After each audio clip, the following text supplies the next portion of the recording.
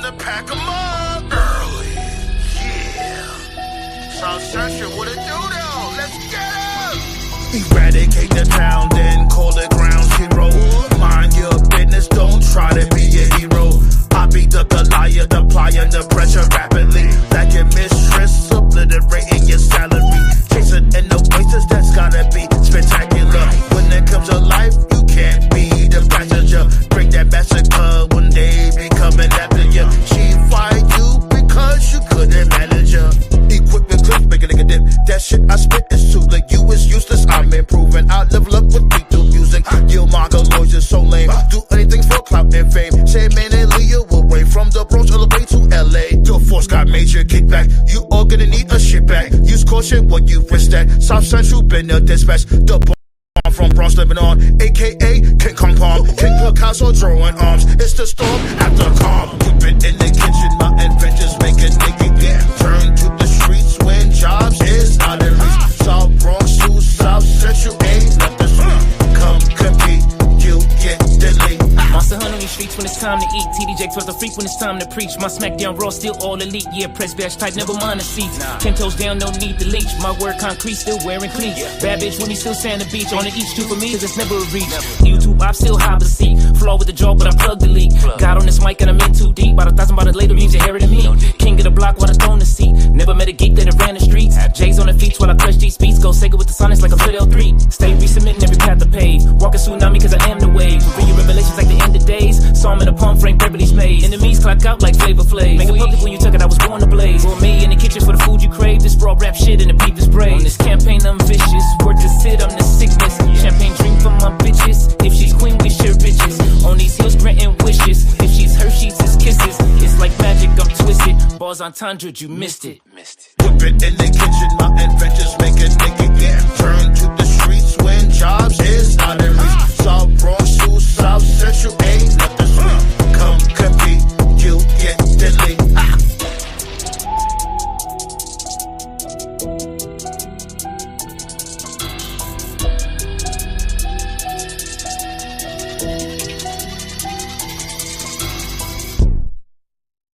Welcome.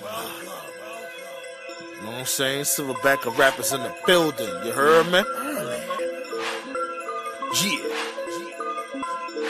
Yeah. Feeling this already. Time to turn up when I enter the building. Either you fake or do this for a living. Locking down the game like I put it in the prison.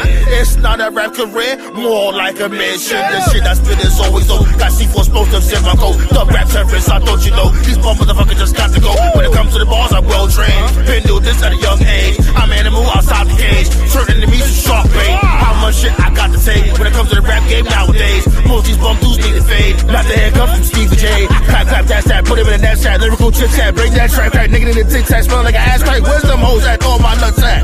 Guilty! Been a bad influence. With my music showing, proving, legacy pursuing. I'm a mutant that be pooping or your petty moving. Either got your mind thinking or your body moving. Stash a microphone from you and ask what you doing. Am I you the music moving? Got you acting stupid. Still real cooping and about to lose it. All these slicks and juices. Smoke with the Easter Bunny, body slam Cupid. Wait, hold on, wait. Hold on. I'm not even gonna go too crazy, you know what I'm saying? That's some little light. But for the rest of this fucking tour, I'm gonna go fucking ham on your whore. That's what the fuck I'm gonna do to Silverback of rap.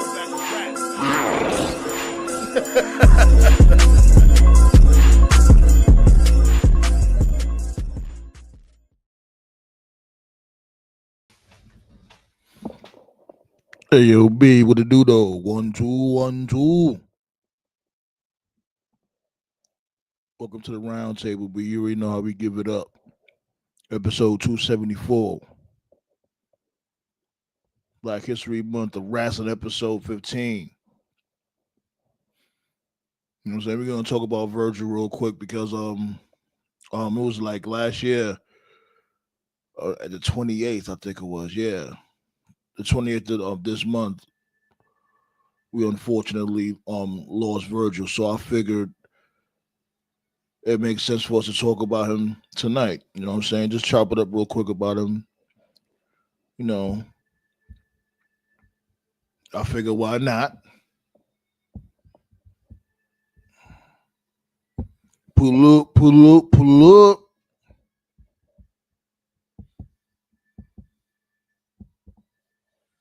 Give me 1 second.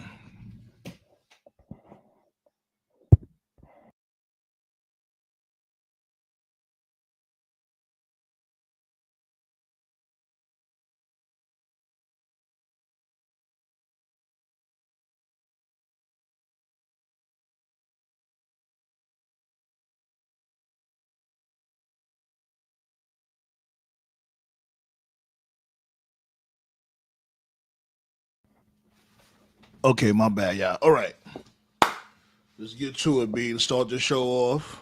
You know what I'm saying? Hope y'all got y'all snacks and y'all bevs and all that. You know what I mean? I'm a little tardy to the party, but we here now. We here right now.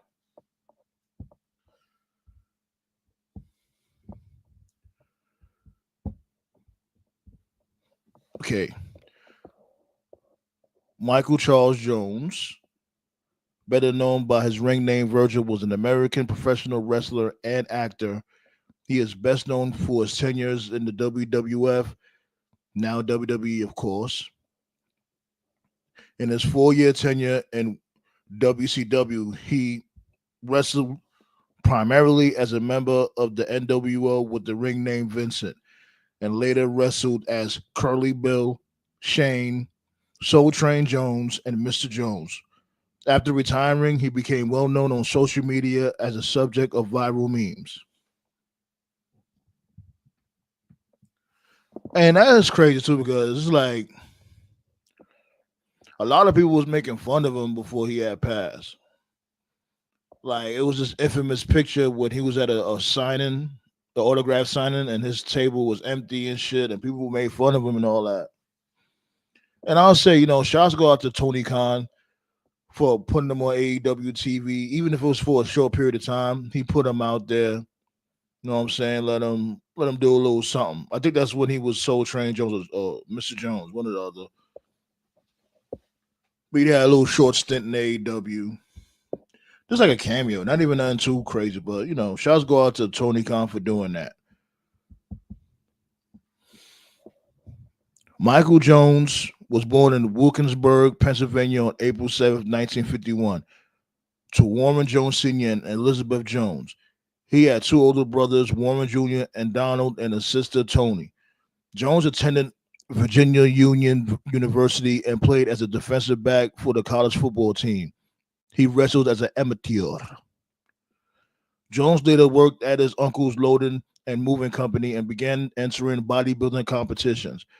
After a chance meeting with Tony Atlas in a Pittsburgh gym, Atlas recommended Jones to pro wrestling in 1985. In the same year, he began training with Alpha of the Wild Samoans. Okay, I didn't know that. I didn't know he trained with Alpha. Let me find out. Let me find out Virgil low key down the bloodline. Let me stop. I know he trained with Alpha though. Jones started wrestling professionally at Soul Train Jones in the Championship Wrestling Association, the CWA.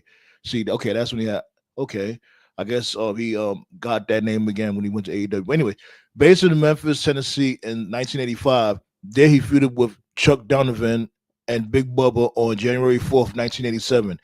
He defeated Big Bubba for the AWA International Heavyweight Championship. On April 20th, he was defeated by Donovan, ending his reign at 106 days. During his reign, he also participated in a tournament for the vacant AWA Southern Heavyweight Championship, defeating Tommy Rich, the Hunter, and Goliath on his way to the final, where he was defeated by Austin Idol. He would also unsuccessfully challenge Nick Bockwinkel for the AWA World Heavyweight Championship. Alongside Rocky Johnson, he later held the AWA Southern Tag Team Championship for 28 days until they were defeated by Donovan and Jack Hart. Okay. Now, you know what I'm saying? This is when he ended up going into WWF as Ted DiBiase's bodyguard from 87 to 91. After moving to the WWF, he appeared He appeared wrestling under the name Lucius Brown in '86. His first WWF match was losing to Mr. Wonderful Paul Orndorff in Salisbury, Maryland on September 17th in 1986, that is. Jones then went on to debut in the summer of '87 as Virgil, the bodyguard for Million Dollar Man Ted DiBiase. Virgil carried DiBiase money that he liked to flaunt and was the one who got beaten up while DiBiase escaped the ring. Virgil played a significant secondary role in the WWF main event storylines throughout 1988, including some of the biggest moments in WWF history, assisting Ted DiBiase and Andre the Giant during the infamous televised main event special on NBC, where the with a holster, there was a the WWF Championship after nearly 5 years as a champion. 5 fucking years. And y'all still think this dude Roman should have beat that record? No. He had it long enough. 5 years. That's times are so different. But anyways, at the ensuing WrestleMania 4 tournament and in the main event of the inaugural SummerSlam. At SummerSlam 1988, Virgil was in the corner of Andre the Giant and Ted DiBiase as the Mega Bucks against Hulk Hogan, champion Randy Savage, and Miss Elizabeth as the Mega Powers. Throughout 89 and 91, Virgil would also occasionally wrestle against DiBiase's rivals as a gatekeeper. If DiBiase's opponents could defeat Virgil, they would finally be granted a match with the Million Dollar Man. Virgil was humiliated by DiBiase consistently and eventually turned on them, hitting him with his own $1 million title belt at the Royal Rumble in 91. Yeah, good times.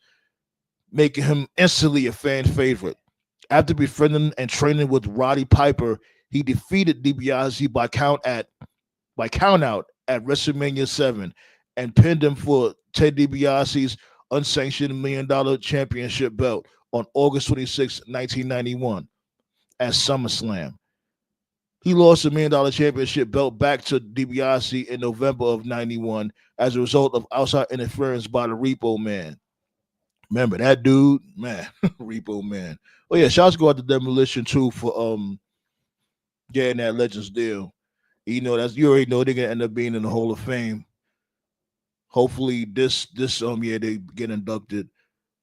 At Survivor Series 1991, Virgil was on Roddy Piper's team with Bret Hart and the British Bulldogs losing against Ric Flair, Ted DiBiase, the Warlord, and the Mountie. Remember that dude, the Mountie? Virgil was disqualified with Hart and Piper after being counted out of the ring during a brawl with DiBiase and the Mountie at the end of the match, losing to Ric Flair, which today's his birthday. Happy birthday, Ric Flair, who was still in the ring at this Tuesday's in Texas. Repo Man and DiBiase defeated Virgil and Chico Santana.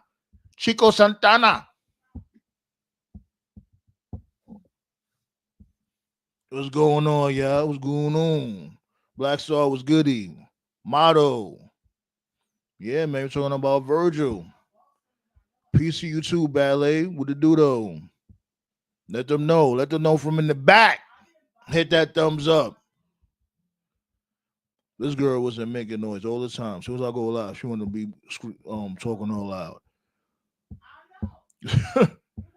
Go figure.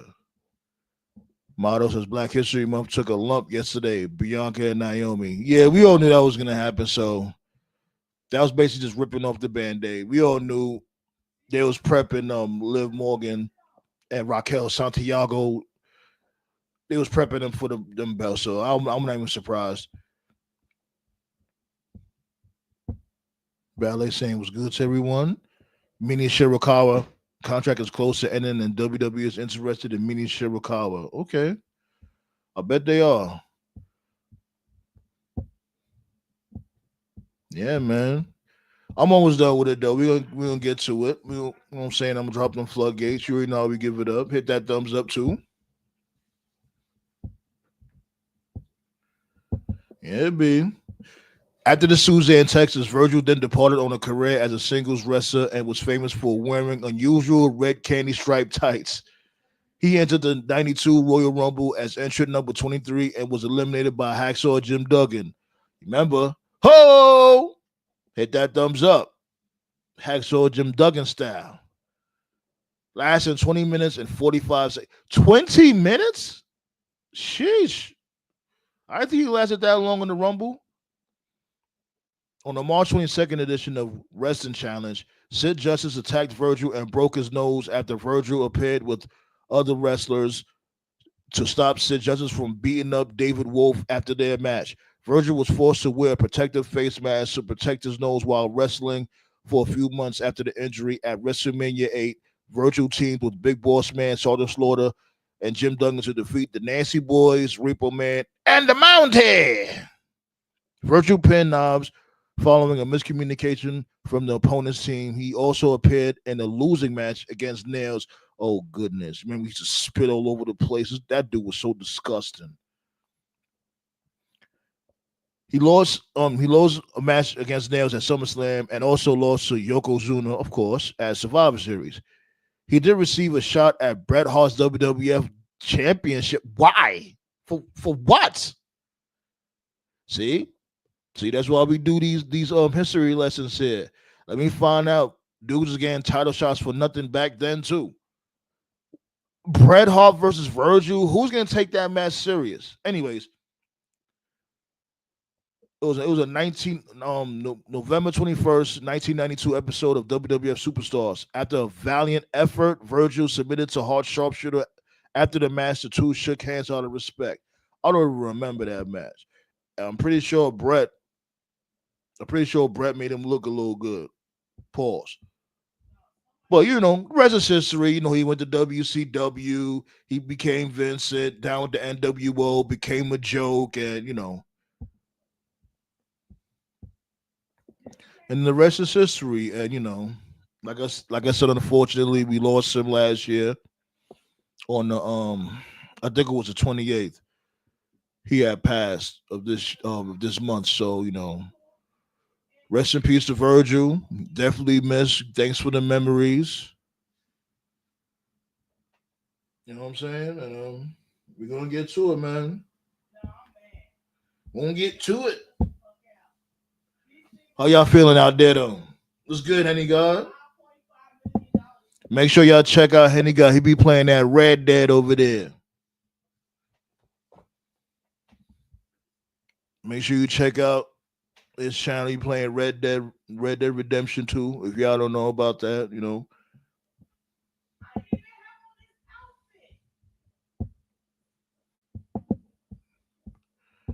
Oh man, this girl here. She does all this time she was not making all this noise.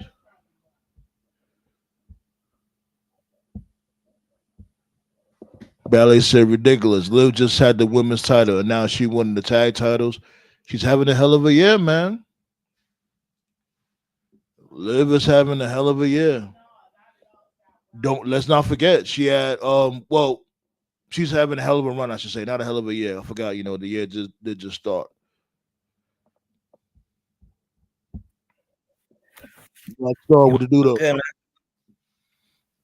I'm all right. Man. Yesterday, not yesterday. Earlier today sucked a little bit, but I'll live.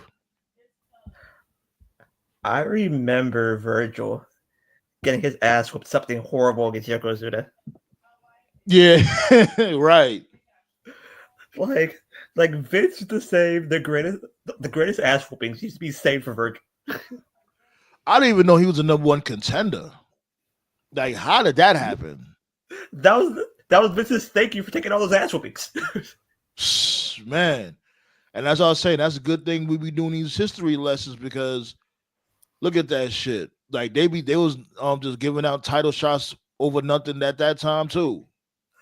Nah, but like Virgil used to get his ass kicked almost like every single super horrible bad guy used to save their greatest ass whoopings for Virgil. Dead ass though, because he was supposed to be that conquering hero, but he never conquered anything. But DiBiase, that's it. Like you heard that shit? He was in the Rumble for 20 minutes. I didn't even remember that. Like if Gunther was around in '91, the ass whooping that Akira Tozawa got, Virgil would have got. Oh please. I looked at Gunther real iffy last night, man. Like this dude, why is he running from everybody now all of a sudden? Since when's the last time Gunther ran from anybody? That standing sleeper hold was something vicious. It was, but he was still struggling against Tozawa. He was struggling against him. He barely won. Him. What's good, TKO? What's happening? Yo, it's good, TKO. Yaramin, what's up? Yaramin. Just chopping up about Virgil, you know what I'm saying? Just, I think matter of fact, he passed last year in this month on the 28th. So yeah, like Virgil. So I figured it's only right, we talk about him a little bit. Virgil, if you didn't notice, Virgil, that's Dusty's actual name. Yeah, Virgil Runnels. Yeah, does a joke on Dusty. Jesus. And then I didn't even know Alpha trained him. Then Vincent was WCW's payback. Yeah. Yep. For fucking with them for about a decade. Oh, you remember that shit he got? With Jim the Anvil Neidhart was just like the KKK. I remember that shit. That was in WWF? No, that was at an indie. That was an indie show. Yeah, that was definitely on the indie show. WWF knew better than that at that time. That would have been on nationwide news the second it happened. On Monday Night Raw last night.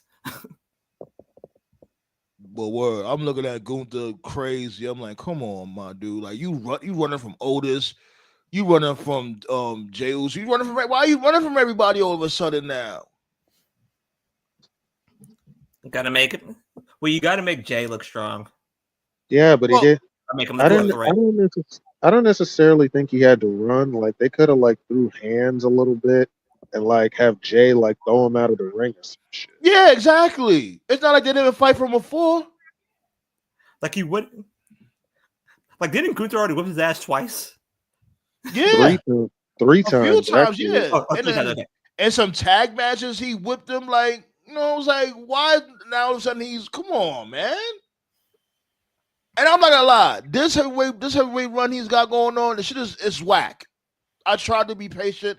He's not really doing nothing with that belt. He's really not. It sucks, honestly. It goes back to when he lost. It goes back to when he lost that match to Cody.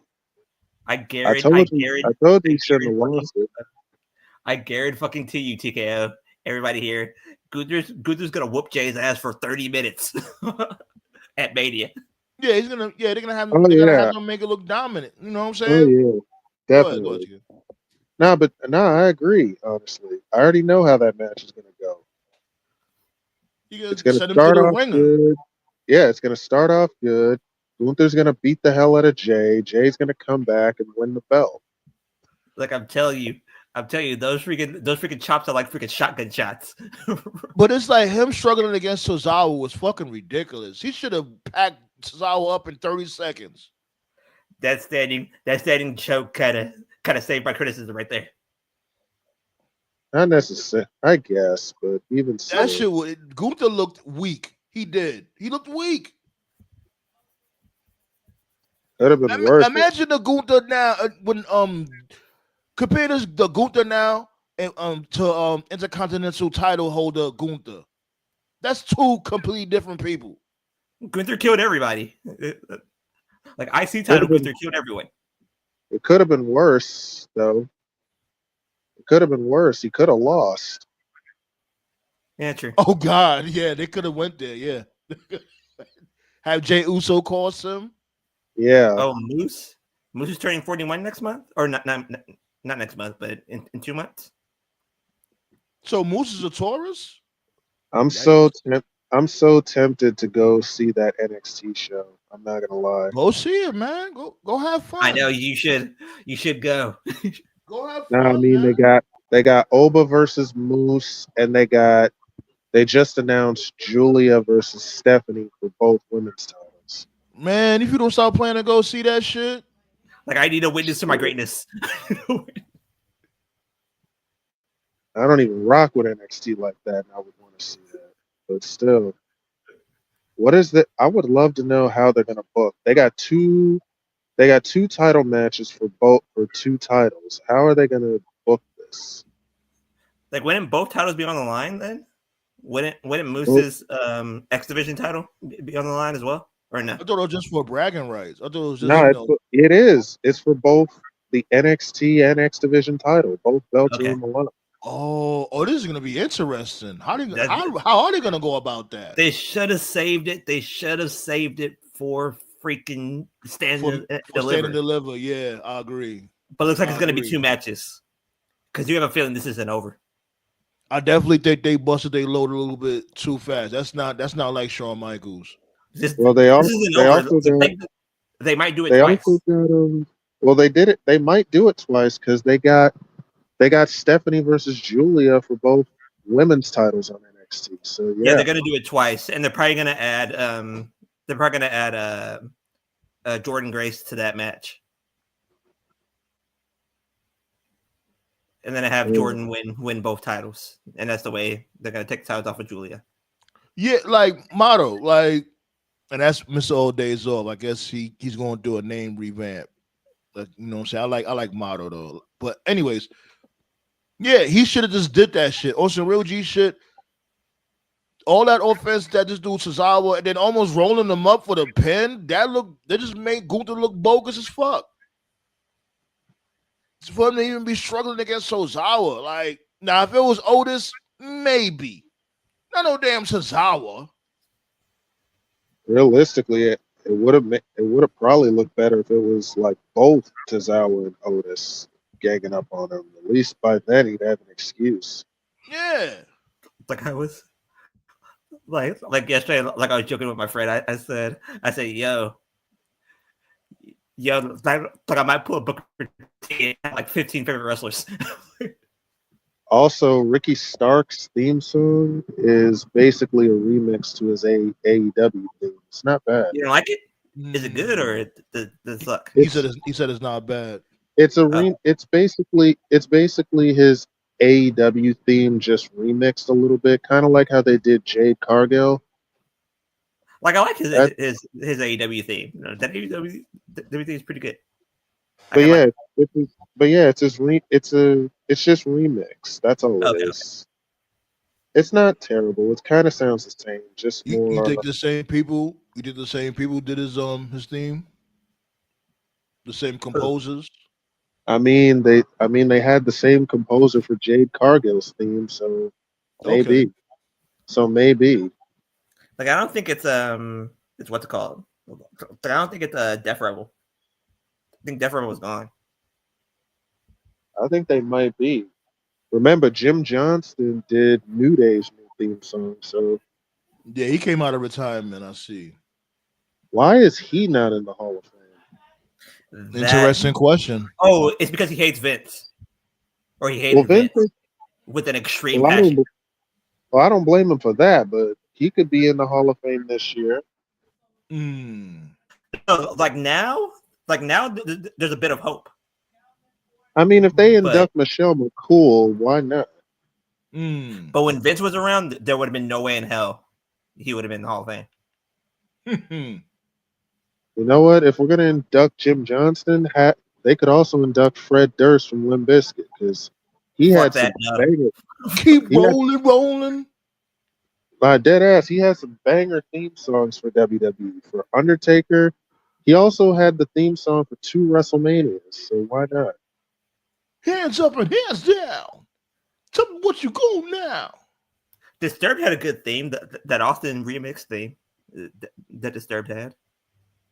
Oh yeah, Paranoid Stone Cold. Yeah. That Disturbed theme song was fire. Yeah. A lot of people didn't like that song though. Believe it or not. I like that. I don't see why. That shit was fire. I guess because people were so used to the original dun, you know. But it even had the glass breaking and everything, so you knew it was him. Yeah, they had to, and then the shit just went into some heavy metal, some hardcore heavy metal right after the glass shattering. Yeah. There's like 3 really good themes, and it happened like in back to back years.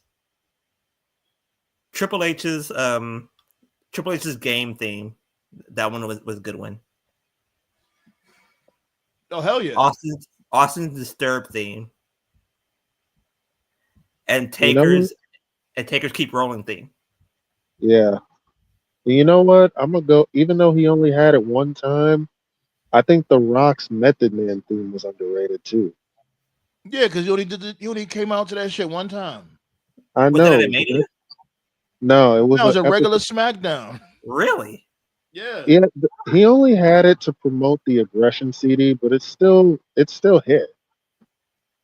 No. Ice-T's Godfather theme was good. Was good too. Oh hell yeah! Oh yeah. Oh, and the Run DMC theme for DX. Definitely. Yo, Like, they definitely should have kept that. like you knew Ice-T was on some shit. We said, "Bring your bitches." At Mania. Oh man. I clearly remember that. Do you guys know about this right here? This question. Any guys asking, is any TNA matches at Mania? If There so, was they didn't mention any yet. There to my was a knowledge. rumor. There was a rumor, and like I don't know about it now. Was that Joe Hendry went to face Cena at Mania? Yeah, I remember that rumor. Yeah.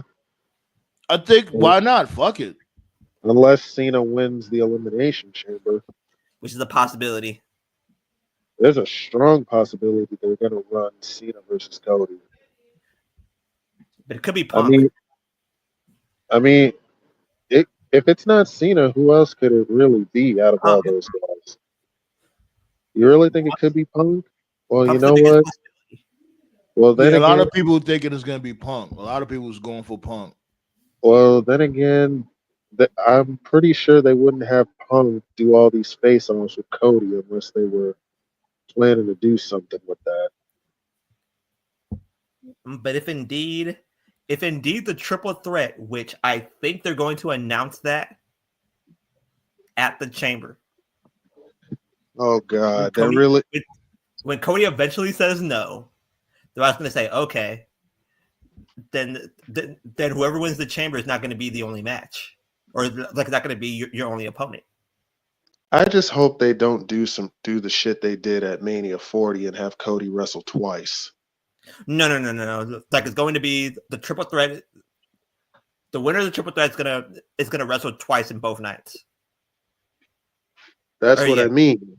That's what I mean. Like the winner, like Rock might do some shit where he has him fight the winner of the Chamber on night 1, and then the winner fights him on night 2. No, it's going to be a triple threat. That's going to be the only match. But whoever wins the triple threat, that's the person that's going to wrestle twice.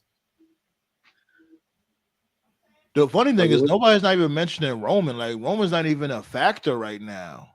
Because Roman's going to lead off. I kept on telling you, Roman's leading off. I told you that's happened.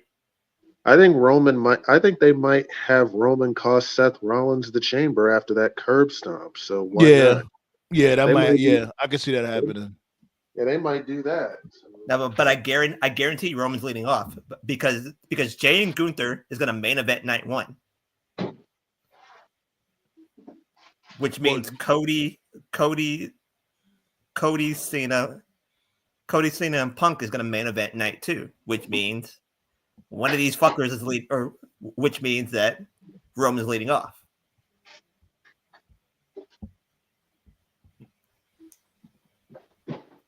I mean, I'm sure Roman won't care if he leads off. Yeah, Roman's not gonna give a shit. That's what he does most of the time anyway. He likes to start off the show.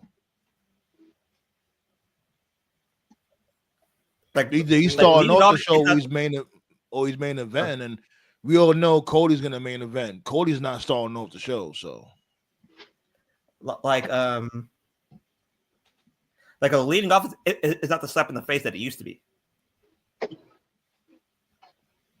I think, yeah, you may be right about that. I still think in a way it's like, I think the most important person should be the last person you see or the last person to fight on an important card. I think it depends on the card. When I think about it, I think it depends on the actual event. Right. There's like Raw on Netflix, right? When Raw, Right. the first episode of Raw on Netflix, I didn't mind, Roman and this dude solo fighting first. At first I questioned it, but I was like, you know what, fuck it. Let's get it out the way. It's Raw on Netflix. It's not like a real big pay-per-view or PLE, so fuck it. It's harmless. Plus, I kind of had a feeling they would have Punk and Seth close because they've been Right. building towards that for months since Punk came back. Right. So Motto said, I'm not changing my avatar until Cena retires. I'm going on the last ride with Cena this year. That dude Cena, he's not even around. This motherfucker, like, what type of tour is this? I guess. I told you, full I'm time. telling you, there's going to be a very strong possibility that we get Hollywood or not Hollywood, corporate Cena. You think Cena is going to be the one to sell his soul to The Rock? Yeah, remember we spoke about that the last show. We were saying Corporate Cena. Yeah, I'm here for it. I still don't see it. And even I still don't see it. You know what? Because even if it does happen and we end up liking it, it's only going to be for a year. That's why he's doing it. Once December hits, it's over. Is it really over? Let's really be real. Is it really over? Not really. Some motherfuckers been on this type of time and they end up coming back for like a little payday here and there. Yeah, but let's be real though. John Cena may like come back for like guest appearances or to host a show, but as far as being he's probably back in the ring, I doubt it. He's probably gonna do the welcome to WrestleMania. That's what he's gonna do, and then fuck off. Yeah, cause a lot of people's going for Punk, and I don't blame them because Punk is like the most hungriest one out of them all, and that's why they were saying Punk might end up being the one that's gonna go to Tonka. My question is, I got so many questions. Wow. Nobody's not gonna expect that it's gonna end up being Punk that might end up turning. Like this dude, JD from New York actually said that shit. And I'm like, you know what? I'm not too mad at that idea. If it's not Cena, fuck it, Punk. Like it could go something like this. Like, does anybody remember how Hollywood Rock ended? I do. It ended when he lost to Goldberg. Yeah. No. The pay-per-view that it officially ended. Oh, was it? Oh, was it Goldberg or was it Hogan? Not Hollywood corporate. Like, does anybody remember how Corporate Rock ended? Corporate Rock. Was it against Blandkind? No, like it was a triple threat at Mania. Triple threat at Mania. Wait, what? Huh? Wait, yeah. I definitely don't remember a triple threat at Mania when he was corporate. It was Austin, Rock, and Triple H, and there was a McMahon in every corner. That wasn't Corporate Rock. That was Corporate Rock. No, it wasn't. Because Vince was Rock's guy. Yeah, but The Rock was still a good guy. Go ahead, TK. Go ahead. I don't think he was. Wait, hold on. You're saying a triple threat match between those guys? No, you're thinking of the wrong guys. Yeah, it's WrestleMania. You're thinking about WrestleMania 2000. Yeah. That's when it was a fatal 4-way. Because remember, Big Show was in that match too. Just that he got eliminated mad quick. Yeah. And then Triple H. Oh no, and then Vince came to the ring and screwed The Rock. Yeah, that's how I'm thinking. Punk is introduced as the person that The Rock was looking at the entire time. Everybody would think that it's Cena. Mate, I don't know. It just got so many questions as to how they're going to do this. And that's good. I think that's good. Get people talking or something, Yeah, like this is the most interesting story. out of the stories leading up, and that's going to go into hyperdrive after Saturday. Now, granted, shots go out to Seth Rollins too, because I was basically saying the same shit on about this dude on Friday. Like, yo, my dude, why are you even contemplating this shit? Why are you even thinking about it? Why are you not fucking this dude up? Why are you sitting there looking like an idiot? That was a great Seth promo last night. Yeah, because he was talking number facts. Like, what are you doing? Like, yo, my dude, I put my career, my life on the line to pack these dudes up, and look, you moving hella oppy. Then Cody said, "If anybody sold their soul, it's you." I remember what you did when you made all my friends quit. But that's the thing, though. People need to stop doing that shit. They keep doing that to Seth Rollins. That was years ago, and he made amends to that shit already. They keep bringing that up. That wasn't even on Seth, to be honest with you. Right? No, but they're gonna in kayfabe make it on Seth. Yeah, it's like it's ridiculous. He made amends for it, but I get it. Well, it's like Seth Rollins, he needs to mention that too. Like, look, I made amends for that shit a long time ago. I made peace with my brothers. Like, the person that everybody should be looking at is Roman, because Roman's the person responsible for that shit. Right? He's like, I made peace. They the ones that what I'm saying, went on their bullshit. Like, remember when this dude Dean Ambrose getting ass shots and those other bogus shit. Yeah, remember that silly shit? Oh god, where they had him come out as Bane. I'm like, what the fuck? Yeah, Bane. I'm like, good lord, what the fuck are you doing? But people want Vince McMahon back. Okay. Oh god, Vince.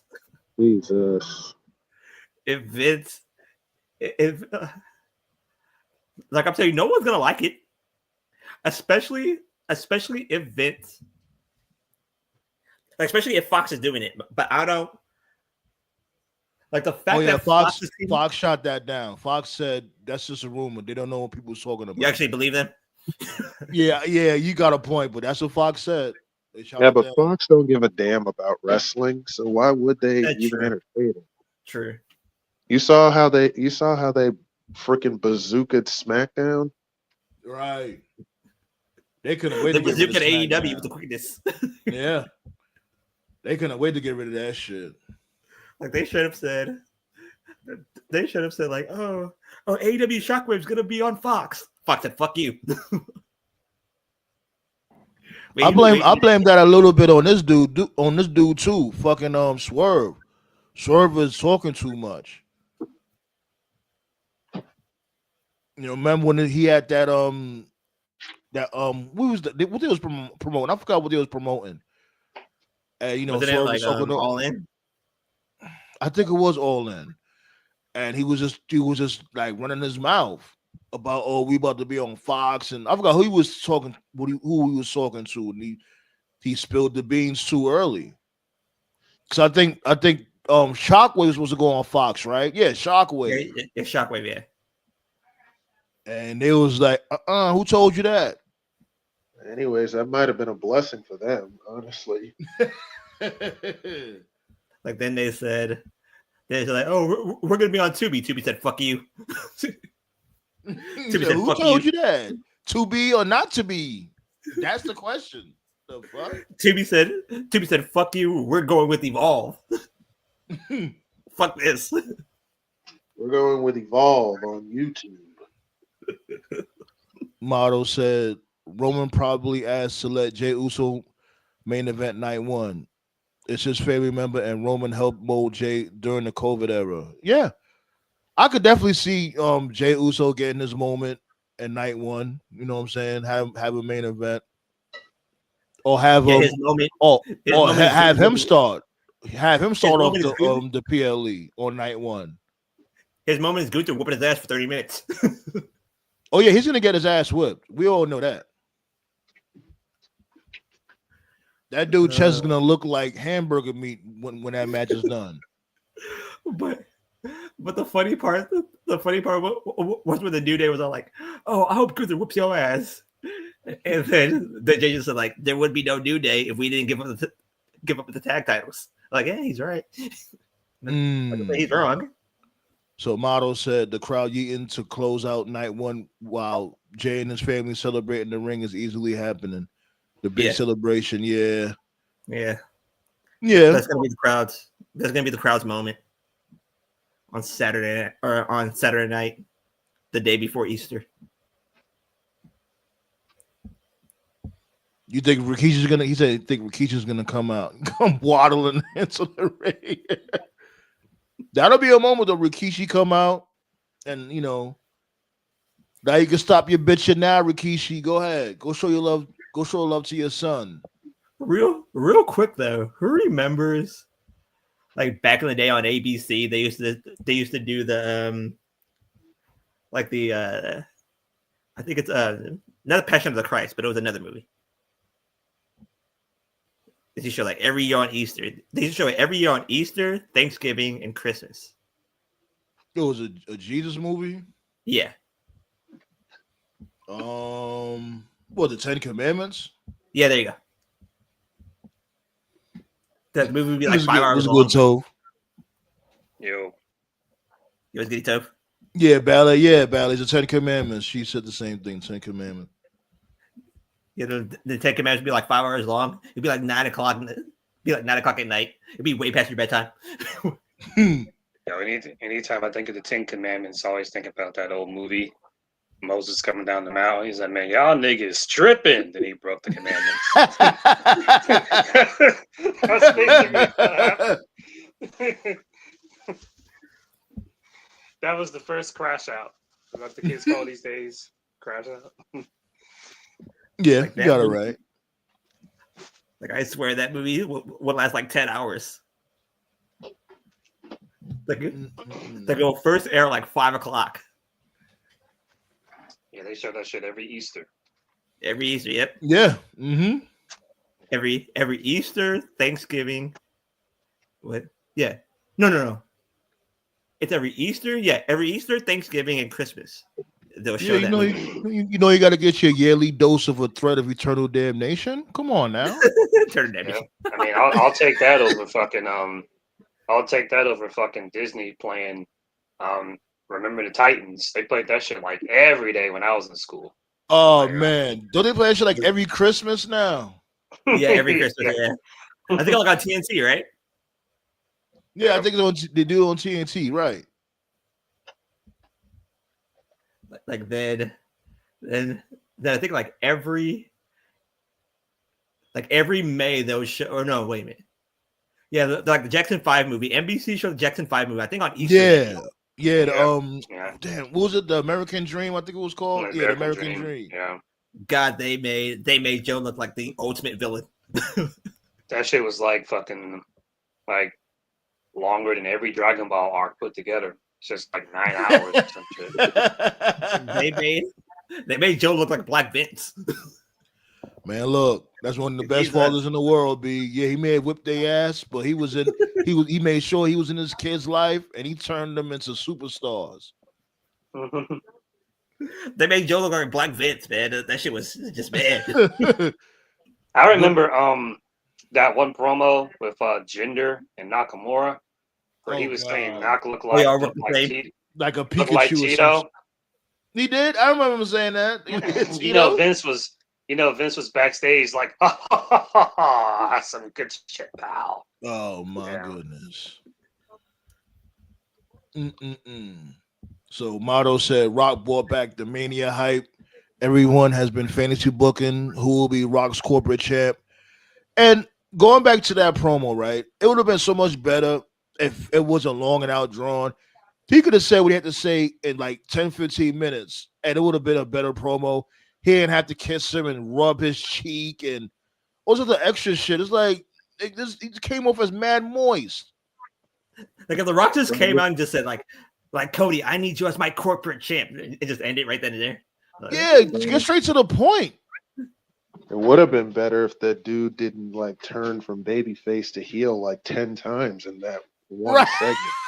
I'm sorry. Also, I'm sorry. Also, I'm not trying to be insensitive, but did anybody get like any like homoerotic vibes from it? That's what I said. He was acting mad moist. Yeah. mad That iffy. herpes- Rubbing that his herpes line was cheek. pretty funny Like, there. why you rubbing his cheek? Like, I got a little uncomfortable there because I rewatched it. You know what I'm saying? Because remember we was watching it here, but I wanted to watch it again to really, you know what I'm saying, to really hear everything out. And I'm like, my dude, this shit is so outdrawn. Like, you had to go through all of this. Like I watched the herpes line. I kind of laughed at that, and then I turned my brain off for the next 15 minutes. Yeah, I was talking about this with John earlier. Like, all comedy aside, what doesn't make sense about this angle is like we made the comparison to the corporation. Well, when Rock went corporate, it made sense because he wasn't the top guy. Austin was. And Yeah. when Rollins turned on the Shield, that made sense because he wasn't there wasn't really a top guy at that point, but he turned They were heel prepping Roman to be the top guy. so that he could become the top guy. What doesn't make this Cody shit work is Cody's already corporate. Yeah, he's already corporate, already, right? He's already the guy. He wears suits. He already talks like a politician. It's not like he just won a title. Like, he's been champion for almost a year now. So it's like, what's the incentive?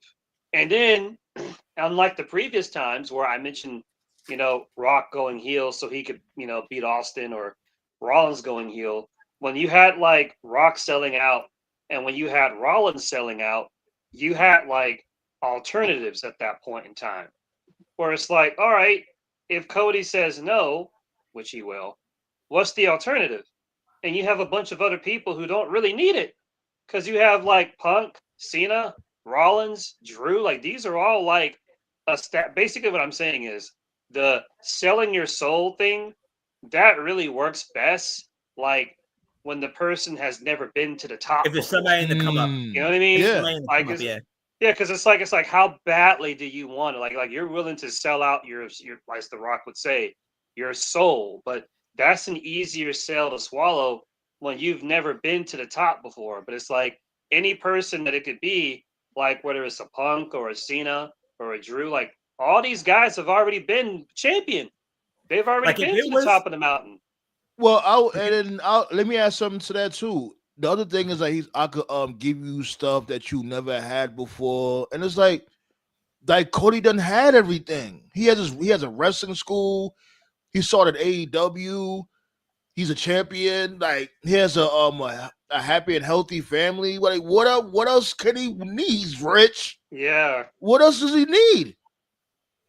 What if they who would have been the a perfect and do like and have Logan Paul be that guy? Oh, if you don't, fuck off. And look at Logan Paul. Logan Paul don't need it either. Yeah, he doesn't. Mm-hmm. He doesn't, but he's never been to the top. So, and imagine how many people would hate it. The person that I would make and like, it sucks that he's not there yet. I would have made Aleister Black, the guy who sells his soul. What? Aleister Black. You tell TKO to fuck over. Random, bro. You tell TKO to fuck over. You come at Aleister Black. He's never been on top. Saying the most He's random never been the top shit. guy. He was saying the most random shit. That shit don't make no sense whatsoever. But a better one probably would have been Jacob. Jacob Fatu. I mean, that would have been. You know what? That actually would. Don't you see what's happening? Fatu's organically getting over. They're not going to boo him. That's not going to work either. Right. He's definitely going to be a better baby than face. It works better than Aleister Black, but yeah, that dude about to be a baby face when he fights solo. Nah, me and Black Sauce making the case. Me and Black Sauce making the case for that heel turn for Cena. Henny God. Yeah, it does too. Well, it's like I said, like at the very beginning when they debuted, I said, what do they want him to be or not? He's going to be a face. So. And I think at Mania, if him and Solo fights at Mania, Solo should beat Jacob. He needs that win more than everything. I agree. But I also had another thought in case they have Jacob win. What if they have Jacob win, and we go with what Toph said, and have Solo just go away. And then by the summer, he comes back as his street champ gimmick. That's fine. That works too. Fuck Yeah, it. that would be good. Yeah, Yeah, he won't have nowhere else to go, so might as well. back to basics. Yeah. I think too, since they're doing this, I mean, you may as well take advantage of it. I mean, they may as well take advantage of this TNA relationship. I think they should send some guys that got nothing for them to TNA to redevelop. Yeah, who You said know? that? Yeah. Who has said that from Yeah. before? You said that. One of y'all said that. Yeah, I was here for that Yeah. idea. That's think Toad said that. one of my that's one of my criticisms that I give TK. It's like you're already in bed with New Japan. Why not send some of these dudes who got nothing going on and send them to New Japan for a tour? You know, he does it sometimes, like he did it with Jungle Boy, he did it with Anna Jay. Like, do more. So, like, take these Austin Theory, because guys like Austin Theory and Grayson Waller, like they stand out like a sore thumb in NXT. Like, send them to TNA for a couple of months. Let them cultivate like a character down there. Because, like, what are they doing? They're not doing anything. And TNA could use it. Their main event scene sucks. Like Yeah. the one person that they're actually doing that to is Cora Jade in NXT. They're not doing nothing with her, so they Right. Yeah, So okay. there's an idea. TNA, right? Yeah. Imagine Solo going to TNA and like having the matches of like Santana, having the matches with like Ali. Who else? Their they got main now? event Moose. desperately needs it. Moose. They desperately I need would a like to story. see Solo versus Moose. That'd be a good match. Hell yeah, Jake something. Him against Jake Yeah. something will be a good. That's the match. worst. That's the worst thing. It might be just what Solo needs. He can reinvent him. I mean, it's a fresh start. He can just go there. I'm not saying he's got to spend like a year there, but like if we go with TKO's idea, Fatu beats him. I'd say like sit him there for like the summer. You know, just let him be there for like what, like April, May, June, July. It's like 4 or 5 months. Repackage him. I'm you have here for AJ. You have AJ go back there for one more run. They should do that shit ASAP. Yeah. Well, I mean, they're gonna have two shows this year with 10,000 seats, and all respect to TNA, they're not putting 10,000 seats in there by themselves. Absolutely not. Get ready to fly. Yeah, they're definitely gonna have some WWE people there, and yeah, AJ. I know the Joe Hendry guy is really pushing for a match of Cena. You know. Yeah. So, do you do it at Bound for Glory? If not at Mania? I mean, that's really late in the year, so I don't know. I don't even know. Bound for Glory already passed, right? No. Oh yeah, I'm bugging it. I keep forgetting the year just started. Yeah. That's like all the way in October. Like, no, they need that shit like yeah, that would make no sense. So, or maybe like is it Revolution? Oh no, Revolution just passed, right? Revolution's is the beginning of March. That's an AEW show. Yeah, that's AEW is. Yeah, Revolution. I think that's next Saturday. Yeah, TNA used to have a show called Final Resolution. Yeah. Remember that, right? That's what I was thinking about at first. They still do. They still have. Okay. I got Final Resolution. Okay. Remember that's when Ziggler fought Top Dollar. Oh yeah. Oh wait. Was that like an Impact Plus special or something? That's why I forgot about it. That was Top Dollar Shine. How many lines you doing tonight? Everything was good. The Heartbreak Kid had a real successful show. We're putting over more black talent than Hunter, and we're gonna have a ball. Well, you definitely weren't on coke when you made Moose versus Oba. Nah, he was sober. He was up for that shit. Although I do want to know, I would love to know how you're gonna book that finish, though. Black people gonna win up to March. March. Like I said, March 1st, bring out Barack. March 1st, we're gonna bring back the white boys. They're gonna go back to winning again. So we just gonna play it politically correct, and we're gonna go back to jobbing the brothers out. I think they're more safe in NXT though. The main roster, forget about it. What's going on? First of all, man, I want to know this, man.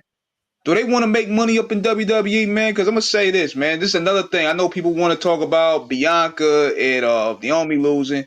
There's another gripe I want to share. Why they got Penta looking like a regular Joe on the roster now? Yeah, like I didn't understand that triple threat match. I don't think that match should even happen. He didn't eat That's the pin. like That's the good news. You know why, bro. man. You know why. You know why. Yeah, because Triple H fell off, man. Like, You nah, know what man, time he it should is? be a special attraction. He should be a special attraction. And if you want to be the money match is with him and Rey Mysterio. Mask versus mask, or he should be passing the torch. I mean, Rey should be passing the torch to him. You know why he did it, bro. I think he should stay far away from Mysterio right now. Like I'm tired of that narrative when it comes to mass wrestlers and Rey Mysterio. Like not Bro, every even single Penta- mass bro, wrestler even got a. Penta- You know what I'm saying?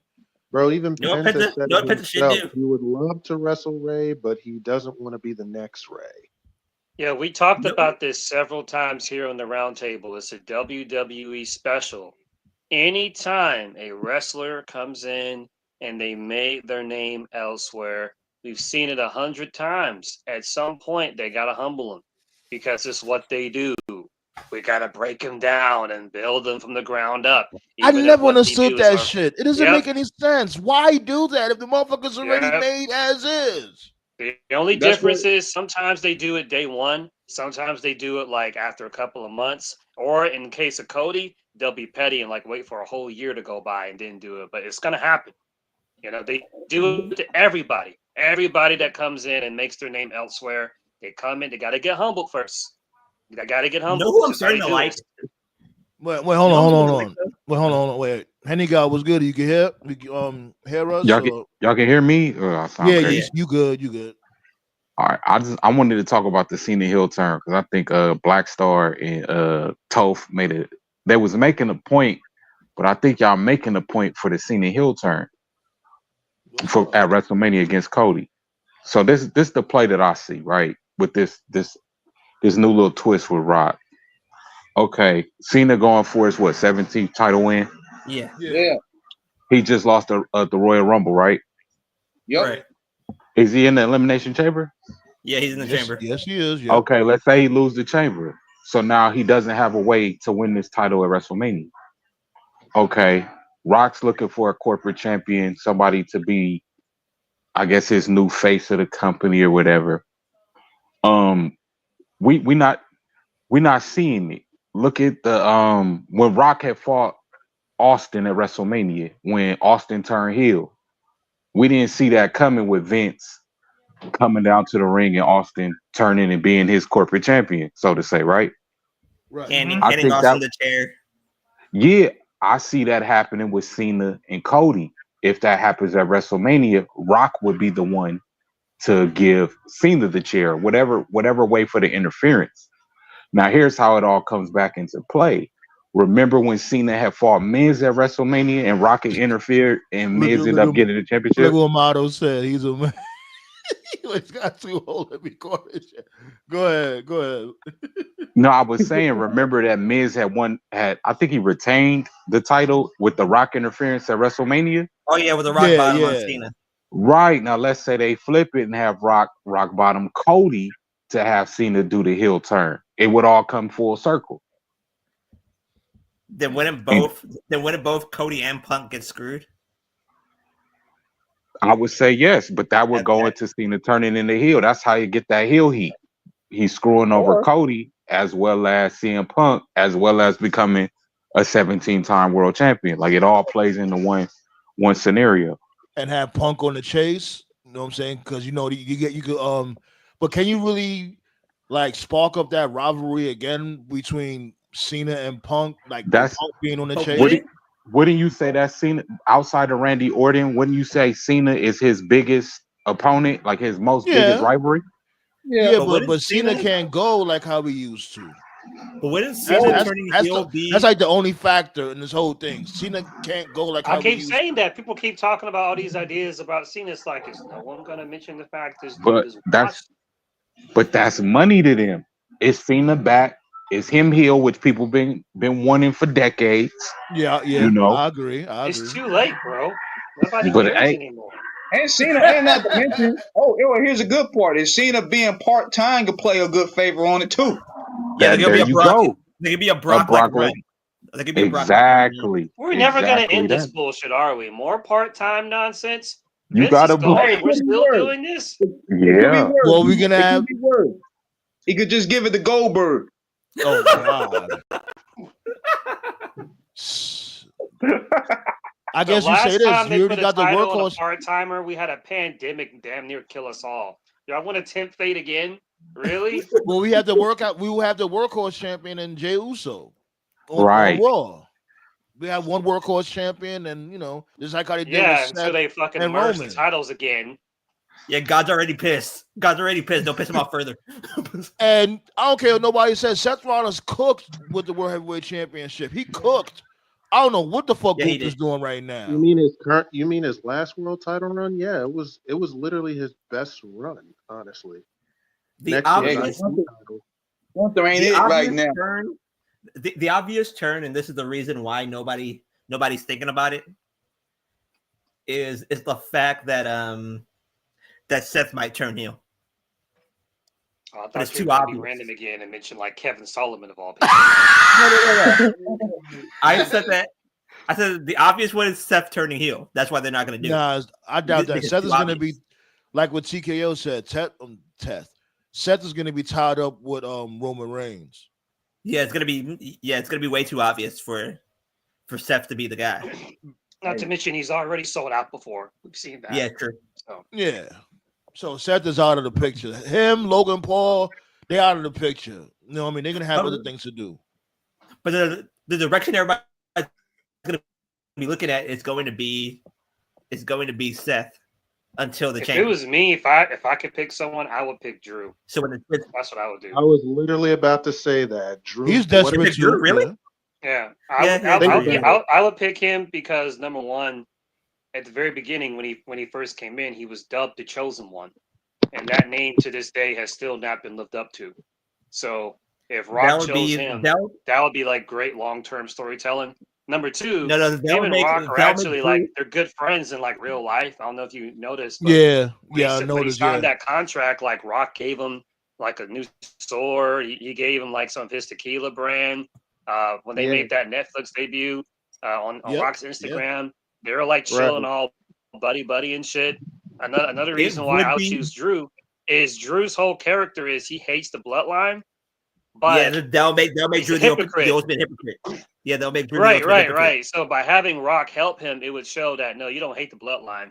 You just hate the bloodline when they're not helping you. Hate Roman. So it would display him as a hypocrite, And also it would be a fresh opponent for Cody. Because because it's like Cody and Drew, that's new. We've never seen that before. That's different. Well, technically, Drew already pinned Cody, so right. There's three people that it's way too obvious and that they're never gonna do it. That's Orton, Rollins, and Logan. Those are the way too obvious. I also feel that Drew was never properly rewarded for his hard work. Like he held it down during the last pandemic, year, and he held it down during the pandemic, and he never really truly got his flowers for that. So it's like I think it would be a culmination of all of it if you chose him.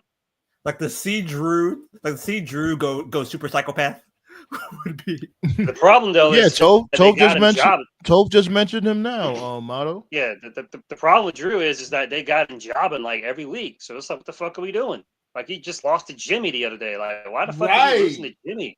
The fuck? Like Triple H, what the fuck are we doing here? That's sir? like I said. That's like Shawn Michaels. That's like Shawn Michaels losing to Marty. No, that's like Shawn losing to Savio Vega. I don't give a fuck what nobody say. Triple H is falling off big time, man. Like this is not NXT's Triple H, man. That's just me. They kind of need to put that to bed. I told you, Sam, man. I told you back then that was never Triple H. That was Regal. All Triple H did was just sign the contracts. It's really looking apparent now. Like Triple H don't know what the fuck he's doing. Regal is great, and like Regal, it's like Regal's it's doing like his you work say, now. Sam, And Matt Bloom. Can't forget about Matt Bloom because Matt Bloom is still in NXT right now, right? And they cooking over there in NXT. Yeah, him and Regal. You said, man, I know you've butted heads with John about it. You used to say sometimes that Triple H loves to like be the focus of shit. That's what he was doing back then. Every time they signed like Adam Cole, Nakamura, Keith Lee, or whoever they signed, you know, he would take pictures with him and shit, making you think, oh, Triple H is. He wasn't doing anything, bro. He just fucking gave them the contract. That was Hey, it. he learned from his father. He learned from his father-in-law. Let everybody do all the work and get all the credit. He did though. He definitely did learn from Vince because remember, because he was like in every single writing meeting. Yeah, right. All up. Still is. He still is. Now it's now it's You saw, HBK. y'all heard about that report, right? The report, like, of all the women's wrestlers being frustrated, talking about how come you're not using us like Sean's using them on NXT.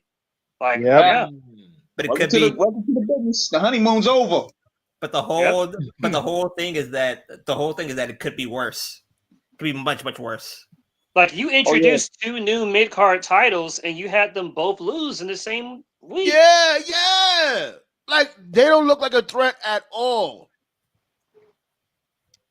It shit is ridiculous, B. And what the fuck is the New Day doing? How y'all They turned pulled the on New Big Day E? off, bro. Y'all turned on Big E and had like one of the most best heel turns of fucking WWE history just to be beefing with the fucking LWO. They're struggling New Day against shit- them at that.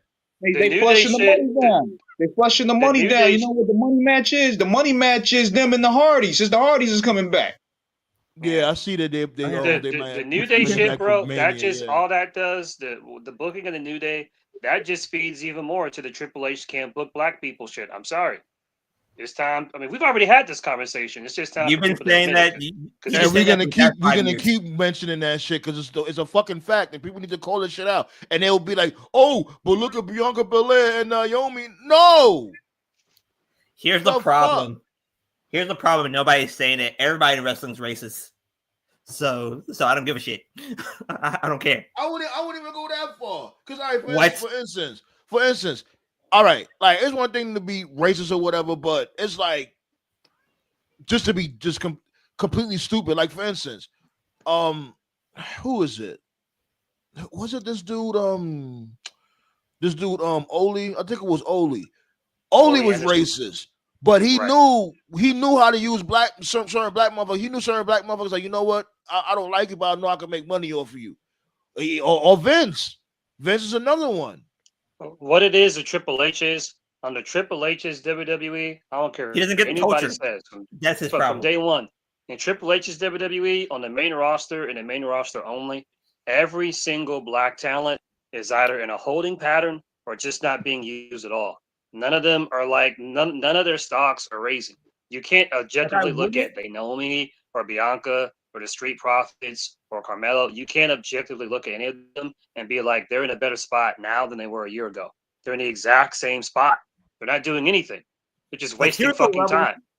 Here's the levels of racist that I'll put. You said levels of races. Yes, levels there's to levels. racism. There's levels to this shit. Levels to this racism. Right. Like it's cool, right? Like it's cool. Hold on. Let him say the levels. Let him say the levels real quick, Tove. Go ahead, Black. Top tier is Kanye. If you get to Kanye levels, you lost all hope. He's just a fucking idiot. He's a fucking weirdo. Kanye's fucking weird. People still giving him a pass for a couple great albums he made 20 years ago. Fuck out of here. Right. Level two is Vince.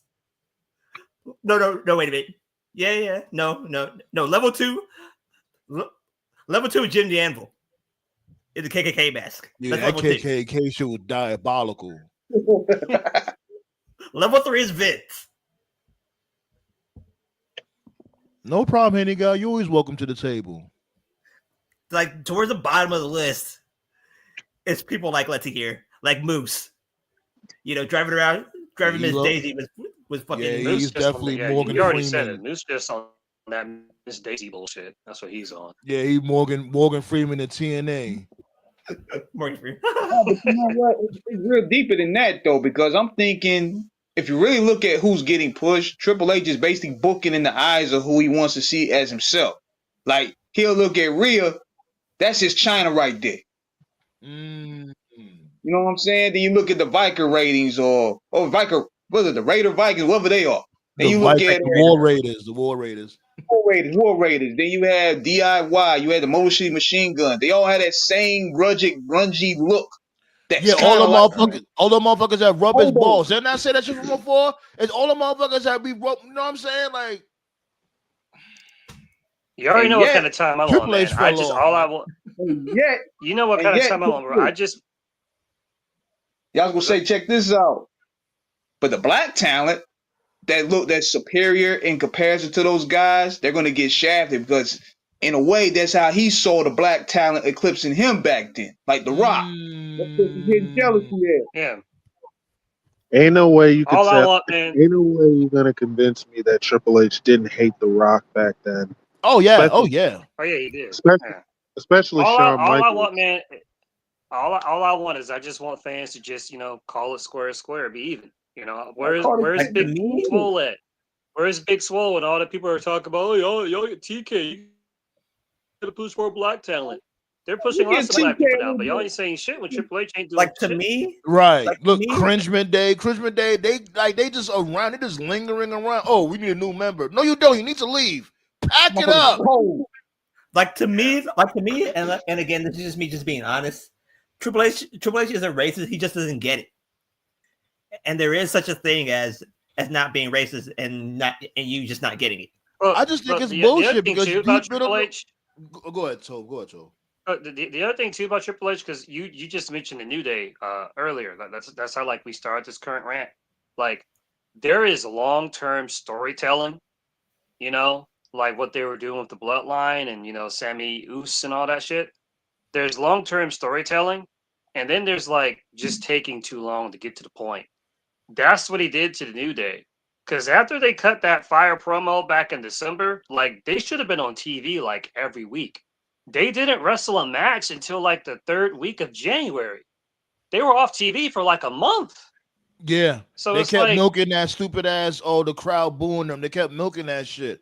Hey, that's And what then WWE loves to do. They love to milk shit that works. It's like you don't have to milk it. And the crazy thing about that is Kofi lost his first match.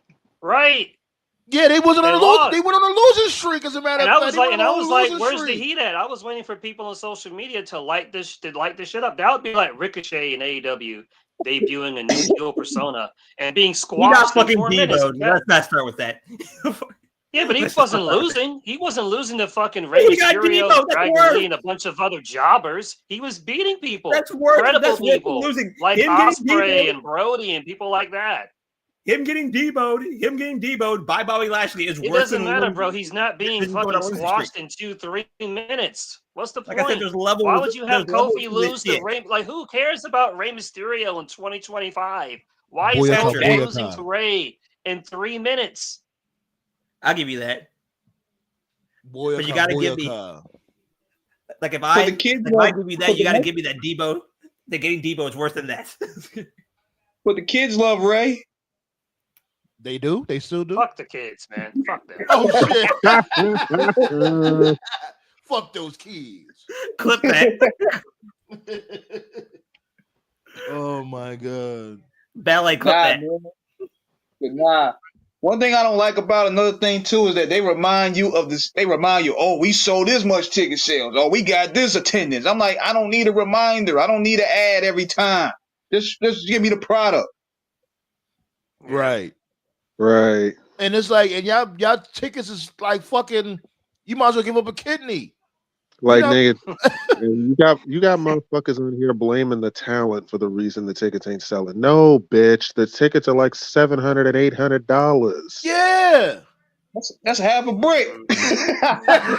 Another thing that I'm about to start selling on the corner to get that shit. Fuck that. another thing that Triple H is doing that's kind of been nagging at me for a bit, because at first I was like, all right, maybe I'm tripping or maybe I'm nitpicking, but he's doing it every week to the point where it's not feeling special anymore. Remember the shit Vince used to do where during the Authority days where the show would start for promo, then that person would get interrupted by another person, then that person would get interrupted by another person, and then you'd end up with this 20-minute plus segment of just people talking, which would then set up the main event later on that night. Y'all remember that, right? Yeah. That shit was annoying. Yeah, of But what course. Triple Yeah, H is doing is, yeah. yeah, what Triple H is doing, especially like on SmackDown, because they got 3 hours. Have you guys noticed, like, for the past couple of like months now, it's like at the beginning of the show, it's like, all right, here's the camera angle of Rhea Ripley arriving. Here's the camera angle of Cody Rhodes arriving. Here's Oh the yeah, when camera the angle more of Kevin Owens yeah. arriving. Yeah, remember I was saying that from before. Like, yo, y'all don't have to do this shit every single show. People, To Right. be the wrestlers fair, walk to the to be- arena. To I be mean, I fair, thought they that do was it. cool. They do it every single time in sports. I mean, I thought that was Did you cool at first. I mean, it showed these guys are happy to know. come to work. Because Vince had them motherfuckers looking miserable. Like you look, Like, like you look tonight, at Luca playing Dallas tonight. That game's going on right now, by the way. Like they show Luca walk into the arena. They do it every single time. Especially But that's in only a one big, person. They be showing like half the roster coming. They showing Akira Yeah. Tozawa coming in the fucking arena. Who cares? Like it's an obvious it's an obvious. Like, I noticed this like in video games. This is a real thing. Like, you know, if you play a video game, you can skip cutscenes, but then like some cutscenes in some games is unskippable. Like anytime a developer does that, that's there to pad game time. It's like they want the game. You know how they advertise the game? Oh, this game has got like 40 plus hours. It's like, okay, but out of the 40 hours, it's like 5 hours of unskippable cutscenes. It's just anytime Triple H does that, it's like I can't think of any other way to pad out time. So I'm gonna have the camera show this person arrived. Because sometimes when he does it, it's like by the time the match starts or by the time you get like your first match, it's like 8:20 or 8:20. Like you just gave me like 20 minutes of bullshit. Like, what is this? This isn't a wrestling show. What?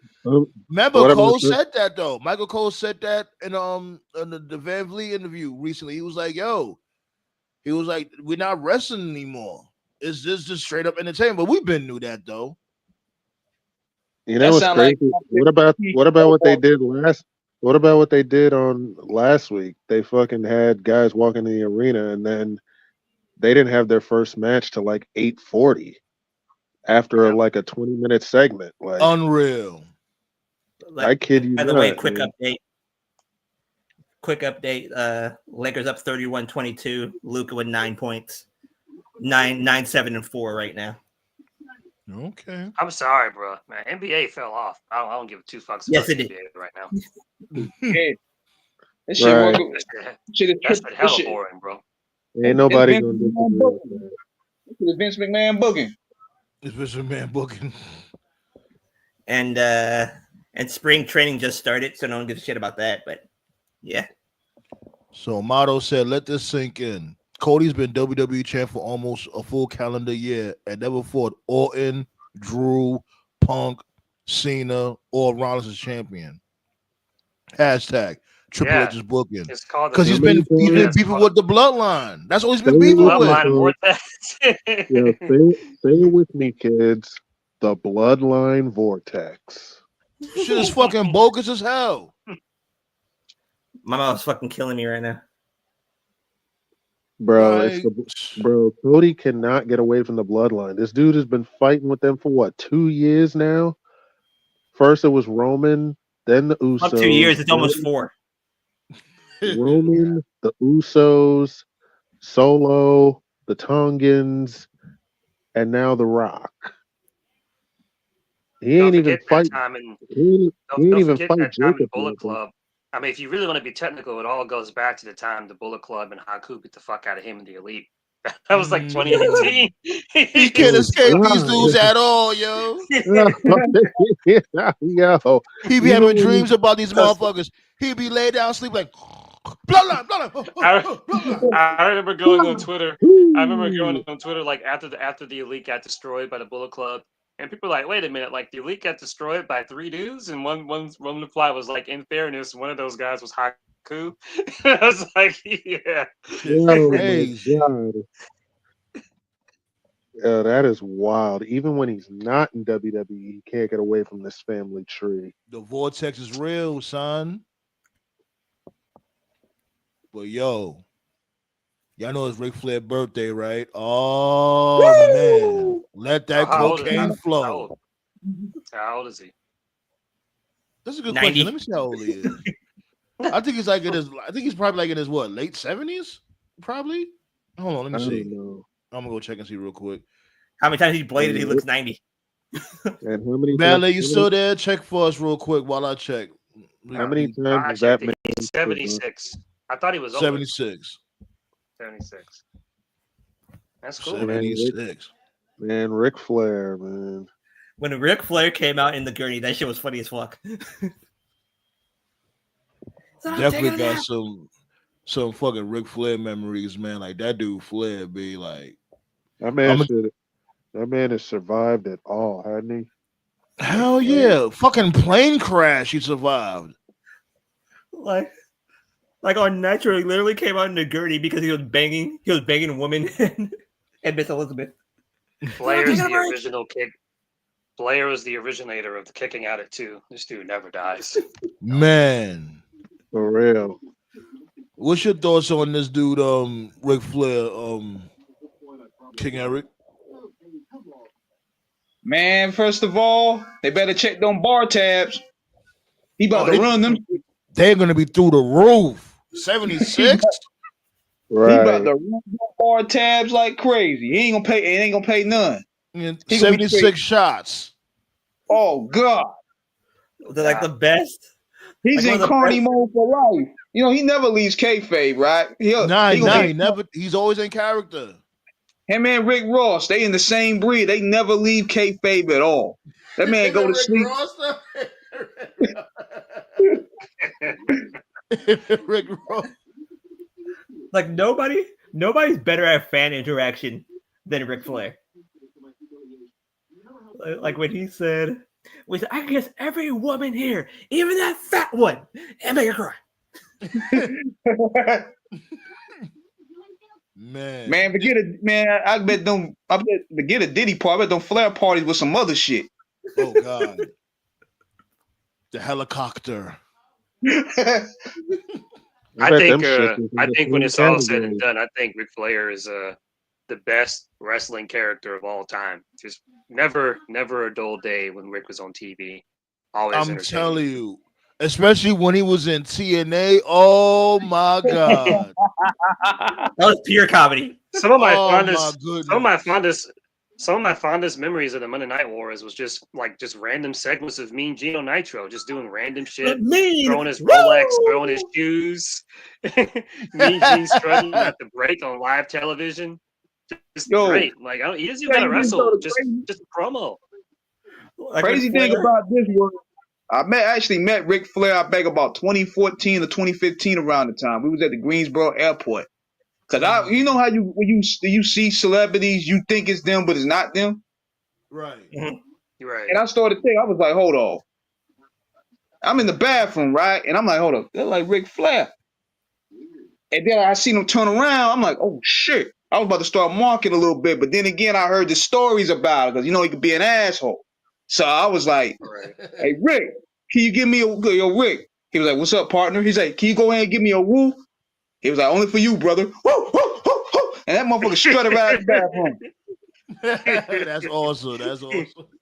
Like I was like I remember when Flair would when Flair was like shredding around in his boxers. Oh yeah. Oh, that's when he elbow dropped his Rolex. No. And then he turned around, looked at the camera, and said, by the time you come back, I'm gonna be naked. Woo! Right. Jesus, man. Into this, because I know someone's gonna say this, because it's a genuine criticism. People always say, how come fans come on Hogan for the racist shit, but they don't come on Flair? And I agree. People do give Flair a pass, but I'll say this about Flair. I don't think that Rick is one of those you know how some people, it's like they look down on black folk, but it's like if you rich or whatever, they'll like, oh, I don't mind talking to a rich person. Like Flair's got like hella connections. Like he was cool with Jay, he was cool with Too Cold, he was cool with Booker, he was cool like with a lot of black talents over the years. Hogan, no. Not really, right? Yeah. I heard Teddy Long talking about he used to call him a nigga though. That's what Teddy Long said. Flair used to call him a nigga. Yeah. Like Flair was a different breed of asshole. Well, was that the cocaine Flair? Yes. Yes. That was That the was like cocaine around. Because that was like around like the late 70s. So yeah, that was definitely rock star Flair. Yeah, that was the cocaine talking. That was a cocaine talking. Flair. Like he used to pick out fat people in the crowd. Like, shut your mouth, fat boy. So I hope he don't says, try to do. speaking of Flair, Charlotte versus Tiffany has no hype, and Triple H is scared to put Bianca versus Rhea at WrestleMania 41. Bianca is miles ahead of Rhea. He doesn't want his precious Rhea getting exposed on that main stage. Nah, Rhea could go. That they're going in. Who's to say Rhea could definitely go. I won't do that, but she's just not doing anything right now. Also, Bianca might win the chamber. Also, who's to say Bianca won't win the chamber though? Yeah, Bianca might win the chamber. She's definitely the favorite. Yeah. If she lose that, oh man, we about to have a field day in this. Man, I don't know, man. I mean, like I said, Triple H's track record with black people is not good at all. And I wish people will call that shit out because it's a fact. My bad, TKO. Go ahead. No, but I'm not betting on it. I'm just saying what's likely to happen. Yeah, there's a strong possibility. Also, as far as Tiffany and Charlotte goes, the only reason people are not excited is because Charlotte's in a title match. Another one.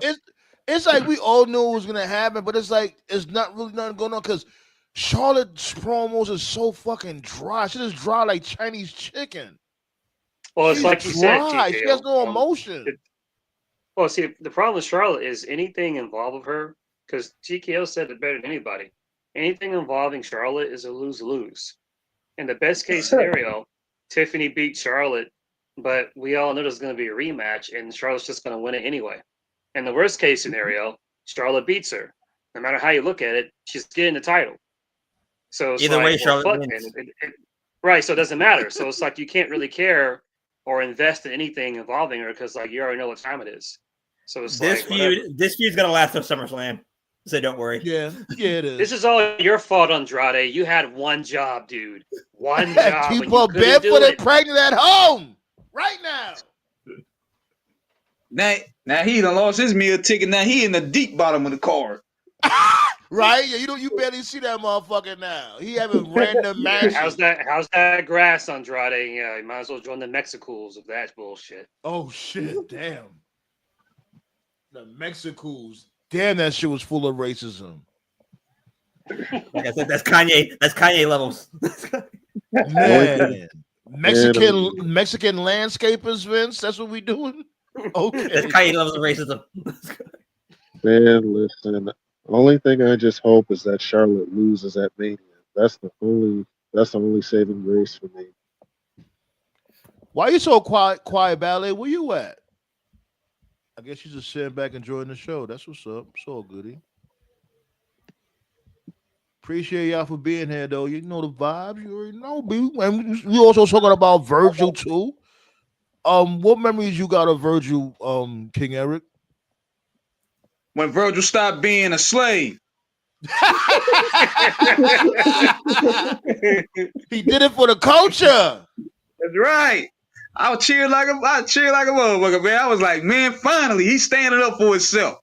And right before Black person, the happiest person in the arena, other than coked out Sean, was fucking Roddy Piper. That motherfucker.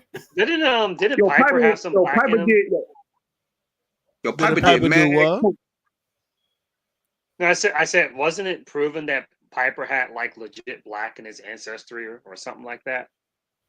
I don't know, man. That probably was cap. Okay. But I say this, Piper was doing mad coke though. You could tell that 1990 Rumble, what he was calling that, he was fired up. You hit him, Virgil. Hit him. You know the thing too, like motherfuckers, like black people love Piper, so they let him get a pass. They knew Piper was just fucking crazy. Hey man, he doing it. I laughed when I found out that That man fought against the New World Order and they live, man. So he get a pass. Wasn't he trying to fucking? I laughed when I found. Go ahead. I was just saying, I laughed when I found out that he was lying about his age the whole time. That's my memory of Virgil. Yo, I didn't even know. I was just telling this dude. We were talking about it earlier. How this dude Virgil held it down in the Rumble for 20 minutes. I'm like, I didn't even know that. I'm telling you, the most fucked up. Like shit. Like wow. And he was actually the #1 contender for the WWF Championship. The most fucked up thing Vince ever did to Virgil was that every single monster heel, their greatest ass whooping used to be on Virgil. Yeah, they put him against Yokozuna. Like, come on, son. Like, what y'all doing? Y'all know he put him against the Berserker. He put him against the Berserker. He put him against y'all motherfuckers ain't right. They trying to kill that man. Another funny Easter egg was in the NWO when they named him Vincent. That was when they named Vince. Yeah, that was great. That was Dusty's payback. When he was Soul Train Jones, was that when he was his earlier years and when he went to AEW? Yeah, AWA or not AWA. Yeah, I think it was AWA. Yeah. Oh yeah, okay. But when he went to AEW, wasn't his name? Because remember, he was in AEW for like a short period of time. Wasn't his name? Didn't he change his name back to Soul Train Jones at that time also? I think so. Yeah, I remember he was there. He was there for like a short period of time. Some of that scene with the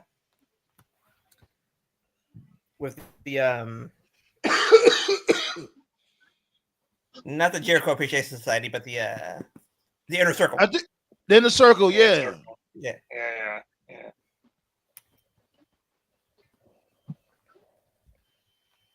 Motto said he remember when Orlando Jordan. Oh God. I heard a rumor. The reason why he got fired, I don't know. It's a rumor. I don't know if it's true or not. The reason he got fired because he was traveling with an underage dude, but they didn't know that shit. They figured it out. I can believe it though. Huh. Let me go down the rabbit hole and see if I can find something. Yeah, like he was like 17. Like they was on a road. He was on a road with him. They was going everywhere. Like I think he was like 17 or something, and I think he got fired because of that shit. Holy shit, he's that old? He's 50 now. Wow. What? Orlando Jordan? Sheesh. Yeah, he old. So that means when he was a chief of staff? When he was a chief of staff, he was like what in his fucking early 30s. Here's the thing: you had Elijah Burke. You had the better black guy. You're right. You're right. Okay, this is what I got right here. Oh, my source. Okay, his final match. Well, this is how you know it was a while ago. His final match was on the May 13th episode of Velocity. And on May 26, 2006, WWE released Jordan from his contract reportedly due to bringing unauthorized people backstage with him and traveling on the road. Yeah, I knew I wasn't tripping. Yep. Unauthorized meaning, PDF. Right. You had the better black dude on the roster with Elijah Burke, and you tossed him fucking aside, and then TNA brought him in, but Elijah Burke was and he did that infamous, that disgusting lotion angle when he was pouring that shit made me want to throw up. See that shit right there, man. I've talked to people about this for years. Like, yeah, man, wrestling fans bitch about stuff all the time. They go on social media and they complain, oh, fuck this company, LOL, whatever. But yeah, 9 times out of 10, they'll be back and they'll tune in. Man, the shit that Hogan and Bischoff did to TNA in 2010, they did everlasting damage to that fucking company. That is, I'm 37 years old. I don't care. I'm still a big Immortal fan. I think Immortal was great. I don't care. Yeah, I am 37 years old, and I can honestly say that shit that Hogan and Bischoff did, that's one of the few times where a large gap of fans left and never came back. They did all that shit at the same time. Well, you could count me as one of them because that's when I stopped watching shit. And they never came back either. No, they I was never did watching TNA. because it was the 4 sides. That's what pissed everybody off. They started the show with that shit. It just came as a surprise. Like, bam, 4 sides. Like, what the fuck is I this? told this story before. I'll never forget. Like the craziest shit I've ever seen was when they had fucking Daniels lose to Val Venus in like 5 minutes, and the crowd, the crowd legit got up and turned their back on the product. I was like, wow, like that's So they crazy. put a Kumite? Right. And keep in mind, Daniels was the #1 contender for the world title at that time. And Val Venus was And out then of shape. fucking Venus was gone like 2 months later. He wasn't even there long. It wasn't like he was Jeff Hardy or Mr. Anderson, where like he actually contributed to the product and like worked with other guys. And then the fucking Bubba the Love Sponge getting into the fight with Awesome Kong, like what the fuck? Awesome Kong whooped his ass. Fuck fight. Yeah, that was an ass. Remember when Mick Foley broke his nose on the show, like during the live? He when it was live, and he tried to interview this dude Mick Foley, and Mick Foley asked him nice, like he don't want to be bothered, leave him alone, and he kept fucking with him, and he just cracked him upside his head, broke his nose. Nobody liked Bubba. Damn. Fucking Nobody on bringing that in the roster Nasty Boys and the band and having them go over Beer Money, the British Invasion, the Guns, the Bucks, and every other tag team. Like, just Then he had the crazy Nancy shit. Boys. He had the Nancy Boys beefing with the Dudleys. Who the fuck want to see that in the year 2010? The funniest part about Immortal was the Jeff Hardy inner monologue. That was funny. I did like that. That was funny. Nah, Jeff Hardy turning heel and becoming the leader of Immortal. I was so here for that shit when he was the Matthew McConaughey promos. That shit was lit, right? King Eric, like, man, look. Yeah, that was dope. Like, that's one of the situations where you had a company that was going down the toilet, but you had good stuff here and there that you remember. Yeah, it was ballsy too because he was their top face. Not that many companies will have the balls to turn their top face heel, for merch reasons and ticket sale reasons and stuff. But for the brief time he did it, I thought it was cool. I liked it. Yeah, remember this here? Remember his this theme? I got you, Black. So I just want to sing my dude heel theme real quick. Another me is what you'll never be. Yeah, man. Yeah, Jeff Hardy always sang his theme songs in TNA. Another me. I'll be honest. I liked it. Another me is what you'll never be. I thought all his music was cool and it fit him, and I liked the custom purple title he had too. Yeah, people was flaming it. People that this shit was hot. The only thing I just hated when he came out with both belts. Like, that to me was kind of stupid. But he said, "I'm everything. I'm water. I am air." Like, the best part about Marky D was, I'm going back to my home Carolina. I go tell my stoner friend Shannon about you, man. I guarantee you that's gonna be fucking Marky D's next video when they show up on NXT. Man, I saw this guy named Wesley use a swanton. I'm gonna go back to my stoner friend, North Carolina. What the fuck is Shannon Moore doing? I don't know. I think he's. I don't know. But you know what? I will give them this. I will give them this. Inc was over. I always remember that tag team name, Inc. Oh god. Tattooed Attitude. Let me tell you what Shannon's doing right now. He's on pound 20 on his 25 pounds of weed right now. Stoner friend Shannon. Yeah, Jesse Neal. That was his name. Jesse Neal. Yeah, Jesse Neal. I was gonna say Jesse Goddard's. Jesse Neal. See, Ruby Soho came too late. She would have fit right in with them. That would have been nice. They made him look like the ultimate bum. Jesse Neal. That's because he. Who? Jesse Neal. That's because he was a bum. Remember that time they had Joe like on a losing streak that went like fucking 2 years? The fuck was that about? Wait, when did that happen? When did that happen? Yeah, remember they used to do the Bound for Glory series. Remember that? Oh yeah. And he had one of those years. Always go for the submission. Yeah, I thought And he then was gonna get just start rolled up. just snap and start making everybody tap out every single match he Yeah. was gonna be in. And they didn't even do it. I'm like, what the fuck was the point of Yeah, it? yeah, he was on a losing streak. He had like 2 points the whole tournament. He was like the very bottom. It's like the fuck. I Yeah, forgot and he what did year it nothing was. about it. It was just weird. You just Who reminded did me. they have? Who did they have win that tournament? Bobby Roode. Don't care. Yeah, it was That Bobby. was rude. As a matter of fact, didn't they have Crimson at the top of the fucking list? I'm At like, one point, Yeah, Yeah, they did. yeah. Crimson, but Samoa Yeah. Joe was struggling? Are you Bro, kidding me? they really That had was- Crimson going a terror over That's Joe. why I get so fucking triggered anytime Bischoff gives any criticism. Like, dude, you Yeah, don't know what look, the fuck you're doing. Like He the just part been- about he TNA that made me quit watching the show was when Bobby Roode did the title. They had James Storm win it. I think the following We night. spoke about this from before, though. I told you it made sense. And then the Wednesday after, they had Roode turn heel. So basically, had James Storm win the title for Bobby Roode to turn heel. So basically, you was a traditional champion for Bobby. The In only his, thing I I wasn't too mad at it. The only thing I was I was mad pissed. at was the fact. The only thing I was mad at about that was the fact that they never gave James Storm another title reign after that. Yeah, True, that's the part true. that made me Like, the maddest. Though. Like he never even James Storm never got the he title back. never even like he never even had another shot at the title. He fucking No, murdered Mickey James on live TV. Right. When he pushed There was off a the time Wait, where hold he up, was to the train hold up. track.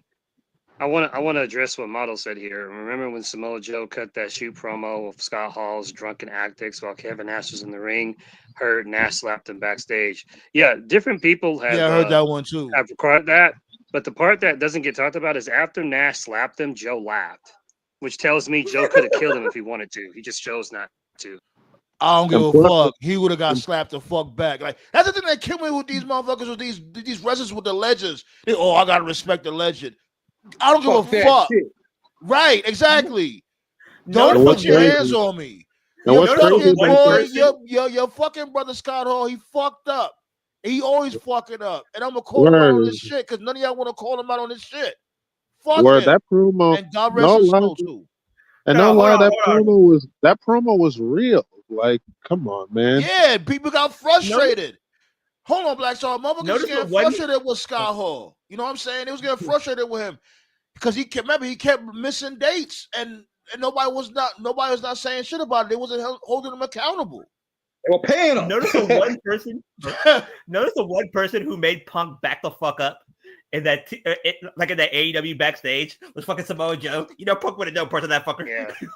Yeah, I And remember that was that. that was unscripted too, because one time Joe was on Edge and Chris's podcast. I think it was called the Podcast of Awesomeness or something. Wasn't that what it was called? I Oh think? yeah, Yeah, something that like was that. Yeah. yeah, Reeks of yeah. awesomeness. They had Joe there once, and they did mention the shoot because that to me that was the first real like shoot I remember. Like that was the first shoot that I saw as a fan when, as it was happening, I was like, oh shit. You know what I mean? Because like it's like you're watching an old clip and there's like you're watching it live and you knew like some shit was going down. So Edge had asked him like how much of the promo was scripted, and all Joe said was Jarrett walked up to him and just said just basically shoot for like 5 minutes. So that's what he did. That's what he did basically. So all that was like how he felt, you know. So basically, it was not scripted. Yo, Scott Chico, you ain't shit. Right. I'm like, oh God. But Nash needs to chill the fuck out. Like he's acting like he could take Joe. Like no, like even in your prime, Nash. Like and Nash was a big dude, but like Joe's on another level. The only reason Joe laughed is because he knew he could kill him. He just, he probably didn't want to get fired or something. So like, to be fair, that was his best friend, and you would let a lot of things pass on your best friend. No, fuck that. Let anybody else. I'll be damned if my best friend ever slapped me. Ain't no motherfucking way. No. No. Wait, hold on, King Henry. It's funny too because wait, hold on. Let King Henry was trying to say something. You sound a little muffled, King Henry. That's why we could barely hear you. Yeah, I'm good. Yeah, what man. you're saying now, you sound better now. Go ahead. Yeah, when a man gets slapped, it takes different territories right there, man. Like I can't just take a slap from another man. It just don't work that way. Yeah, because it's Maybe we like, just why would you even? Right. It's like, why would you even try me like that? Especially if you're supposed to be my best friend. Why would you try me like that and slap the shit out of me over me telling the truth? And also, my guy, if Hall was really your boy, you need to call him out on this bullshit more than anybody. If anyone But you know hasn't Nash is seen never that going to do that. promo in a while, go back on YouTube and watch it, because when he was talking, Kurt Angle looked triggered. He thought he was talking about him. Yeah, Kurt Angle was definitely on that type of time around that time. Remember, he used to be stalking. Real. What's her name? What was Shorty name again? Raka Khan. He was going his drunken late night tours, trying to see where the hell she at. Real One quick. thing about Kurt is just like Jungle Bret Fever. Hart. He My loves black the system. son. My black son. My black son. My black son. My black son. Kurt Angle loved the sisters too. Just ask Charmel. You said, I have to admit this to you, Booker. I want to have Oh, yeah, I sex saw with your that. wife, Yeah, Punk- Booker. Not Yeah, Punk's regular definitely gonna sex. give Logan that receipt. Slutty sex, Booker. Bestiality sex. Like what? Yeah, hold up. Like, Yeah, yo, I dude, saw that shit, Motto. Kurt is a nut. Yeah, you know, Real Punk's quick, gonna give Lakers up Logan that 59. receipt at the chamber. Yeah, he Lakers was. up 59-51 on Dallas. Luka with 12, 12, and 7 at the half. Sound like some good games going on though. They actually playing? 'Cause everybody treats the game like a shoot around. Yeah, that's what I be hating. They're playing right now. Well, everybody's a fucking 3-point shooter. Yep. That's what I mean, man. That shit boring, man.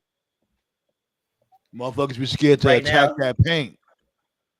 Right now, Kyrie's treating it like shoot around. He has 18 right now.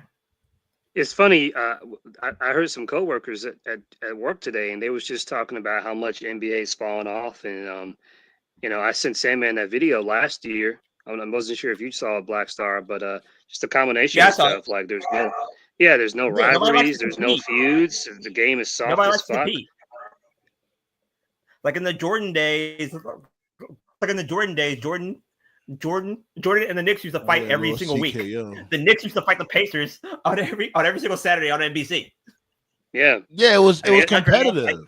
And the other thing too that's changed is the amount of money these players are being paid. Like back in the day, only the cream of the crop got like good money, but now it's like to a point where the lowest ranking team and the lowest ranking player, they're making like 10 million small a year. 7 figures. So it's like if you're making that much money, there's no incentive to really win. Then they're just content with just cashing the paycheck. And that's what I was saying about the Knicks a long time ago. I was like, yo, any money back, you should start paying them fuckers. They'll play what? They'll play like NBA Jam out here. Yeah. I remember. But hold on, wait. Before we get too far off track, hold on. Oh, my bad, GKO, you already know what time it is. Let's bring on that dynamite card. Fire it up. What's going on tomorrow? Well, let's talk. Let's find.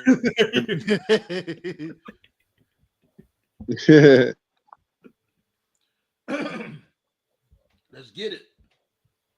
What my dude Osprey doing tomorrow? That's my guy Osprey. Well, we got Swerve Strickland's going to be in a segment tomorrow. You're talking about Ricochet? Mm-hmm. Okay. Yeah. Swerve Strickland's going to be in a segment. We got MJF in a segment. That feud. I'm so interested in that feud. That's a feud I'm really interested in out of everything going on in wrestling right now. I'm not even going to cap to you. Hangman doesn't mass murder this fucker. Nah, this is gonna be a fucking war because both of them could talk on the mic and they could go in the ring. I'm so here for that shit. Yeah. Just no syringe, please. No syringe. We got. You asked me what Will Ospreay's doing. He's fighting Brian Keith. He's fighting Brian Keith tomorrow. Oh, that's gonna be a sleeper right there. No, that might be a sleeper. Even though Brian Keith is still with the learning tree, which needs to He's fucking Virgil. get burned to the ground. Right? But you know, right at least he's getting some matches out of it. Like Yo, Brian, I'll Brian say Keith, this. I'll say this about the learning tree. Like right now, like they are getting some matches out of like Big Bill and Brian Keith. From before, not as Yeah. much. They were just there just to protect Chris Jericho floppy looking ass. But now, you know, they're starting to get some matches out of them. So you know. To give some compliments before you continue. Yeah, the learning tree shit is cringe, but to piggyback off what Sandman just said, with the learning tree, what makes it different from every other group that Jericho's been part of, it's just two Brian Keith is dudes. Virgil. It's just two dudes. It's just Bill and Keith, and so with just two dudes instead of it being like a big group of people, it's easier to like tell stories and plant seeds and shit, you know. So Yeah, anyway, yeah, I agree. We also got Harley Cameron versus Deonna Purrazzo. oh nice. I think they're doing the right thing, keeping Harley Cameron on TV. Yeah, Hmm. yeah. Because she's Yeah, they entertaining. should. Like I like Harley Cameron. Yeah. Yeah, she's Honest, cool. and also another example that Mercedes is just that good because she gave Harley a damn good match. She should have won though. Like I You always know what Disagree. would really help Harley is if where are the Iconics? Where are they right now? Are they wrestling anywhere? They said this was a come out of retirement. That was a I think they rumor. retired last time I I checked. think, Yeah, they said there's TKO had yeah, an they took a article break. in it. Yeah. I know they They took a would break. be. I know they took a be break great. because one of them had a baby again. So Okay. Oh, congrats Well, to they her. would be a Nice. great trio. They would really play off well each other, I think. fun fact: I was today years old when I found out Harley Cameron sang their entry, the Yeah, iconic entry yeah. music. I was like, Yeah. "Oh Mhm. shit! I did Mhm. That was not Harley? know that." Yeah, That shit Harley Cameron sang their music. That's crazy. when they Yeah, I was when it on was when it was inspiration. Yeah, I was on Twitter like 3 years ago one day, and I was just scrolling through my timeline, and I came across a tweet, and I saw this girl singing, and I'm like, she looks familiar. Then I looked at her. I'm like, wait, that's the chick that was with QT Marshall, because that was how she got her introduction. She was just, it was like it was like some parody. It was a parody segment they were doing with QT that was obviously like a playoff TMZ, but the way they Yeah, introduced Harley Cameron, it was like they didn't really do anything or say anything to make you care about who she was. So I didn't realize that she was a singer, and I was like, wait, she can actually sing. I'm like, she can sing like really good. I'm like, why isn't TK like using her more? So it looked like it took him long enough, but now he's finally realizing like, hey, I can actually like this chick's entertaining. You know what I mean? So Like if yeah. anybody should have switched fortunes, it should have been Anna Jay and Harley Cameron. And Like if Harley Cameron was a part of the Jericho Appreciation Society, it would have worked. yeah. No, I think she's in the right place at the right time. I think Harley think Cameron, so? she's in the right. Yeah, she's in the right place at the right time. She just got to, keep using her. That's what I think Tony Khan should do. He has something there with her. And that's why I'm glad he's keeping her on TV, especially after Grand Slam. This is what happened to Anna Jay, and I'm not even trying to be a pervert. What happened to Anna? Because she's actually really good in the ring. she The thing that happened to Anna Jay is like her whole calling card. She'd always be like, "I got a fat ass." I'm like, "Yeah, you did, Anna." Like at the very beginning of the company, but like they got a lot of chicks with fat asses now. so I Shit, think lot- she should actually leave and go to Stacklander, Willow, like they coming. Yeah, they coming through I with the think she should bakery. leave. I think she Nah, should leave freaking and go to Tony TNA. Storm is like the best one they got right now. Tony saw him. She got the bakery. Right. She should leave and go to TNA because TNA right now has like no sex appeal at all. Who saw that Tony Storm promo in Japan? That shit was funny as hell. Yeah, Tony's great. Tony Storm is freaking great. Man. Motto She said said- Megan Bain got cake. You said Megan Bain. Yeah. Megan Bain got cake. Motto. Yeah, she do got it. Yeah, because in the beginning, Megan Bain in the is beginning of the great. company, it was like Anna, Britt Baker, like, and all the Joshi chicks. So like, of course, Anna had like the biggest ass. But then over time, they brought in like Tony. They brought in Willow. They brought in Kiera Hogan. Statlander. They brought in Kiera. Like, yeah, it's like Anna Jay is an example of what you got. Ty Conti had a little cake on her too. So Yeah. Anna Has Jay is she what came happens. back? Like, has Ty Conti ever came back? After she had the baby. she had her first match in Japan. Yeah, so she's Yeah. slowly getting back in the groove of Like the things. shit that Okay. made me laugh was when Tony Storm was all like, me and my 2-year love affair with Oh yeah, what's the rest of the card? We got 2 more matches. We got a 6-man. It's Roddy Strong, Kyle O'Reilly, and Adam Cole versus Danny Garcia and FTR. I'm assuming they're gonna challenge Danny for the TNT titles. One of them will. So why is Bobby Lashley challenging for the TNT title? wait, hold on, wait, slow down. So why is Danny Garcia not with what's their name 2.0? I figured they was a trios. They are. It's just I think they might be. Remember, one of them just had a kid, so I'm guessing that's one of the reasons. Ooh, I think Danny Cool Hand Magic? Luke. Cool Hand Luke has a kid, I think, right? Oh, the Yeah, other Yeah, one. The one with the one who's with Ruby. So yeah. I ain't gonna lie. guessing That they're gonna- the Danny, what's his name? Danny Magic or Daddy Magic? Pause. Daddy Magic. Yeah. Yeah, like Pause. I think he's good as an announcer. I think he should stay being an announcer. Well, I not an think- announcer, commentator. He's like See, that's what I mean. he's like Danny's hype man. I like it. It works. Yeah. Yeah, it works. I'm guessing they're gonna And, do Garcia versus Cole at Revolution. It's probably what they're gonna do. Well, I think Danny Garcia versus any one of those 3 would be a good match. So you Yeah. can't go wrong with either one. And the main event is Takeshita Jericho versus Jeff Jarrett. no, God no. If that was the main event, I wouldn't even watch it, but at all. But the main event is Takeshita versus Orange Cassidy for the international belt. Well, That'd be a good Takeshita's been real. I don't think Takeshita's losing. It's been real, Takeshita. It's March 1st. Takeshita, Takeshita's not losing. You know, Orange Cassidy is nearly invincible. He just had a little The only misstep reason- with the whole, Listen, bro. The only reason they're doing this match for the same reason they did MJF Because it's March versus Omega. No, they did it for the same reason they did Omega versus MJF. Orange Cassidy was the longest reigning Continental Champion, so Takeshita's got to beat him. That's basically what it is. Yeah. I'll be back. Which honestly makes sense. Is it an international belt? It's an international Yeah. belt, right? Well, the winner's Yeah, gonna face Kenny. They're not gonna do Orange versus Kenny. That'd be weird. Yeah, Takeshita's winning. Yeah. Is Orange still on that edgy shit? Is he still like No, he's back to Cyclops? normal. He's back to normal. I guess. I mean, there's really no reason for him to be really all that edgy now.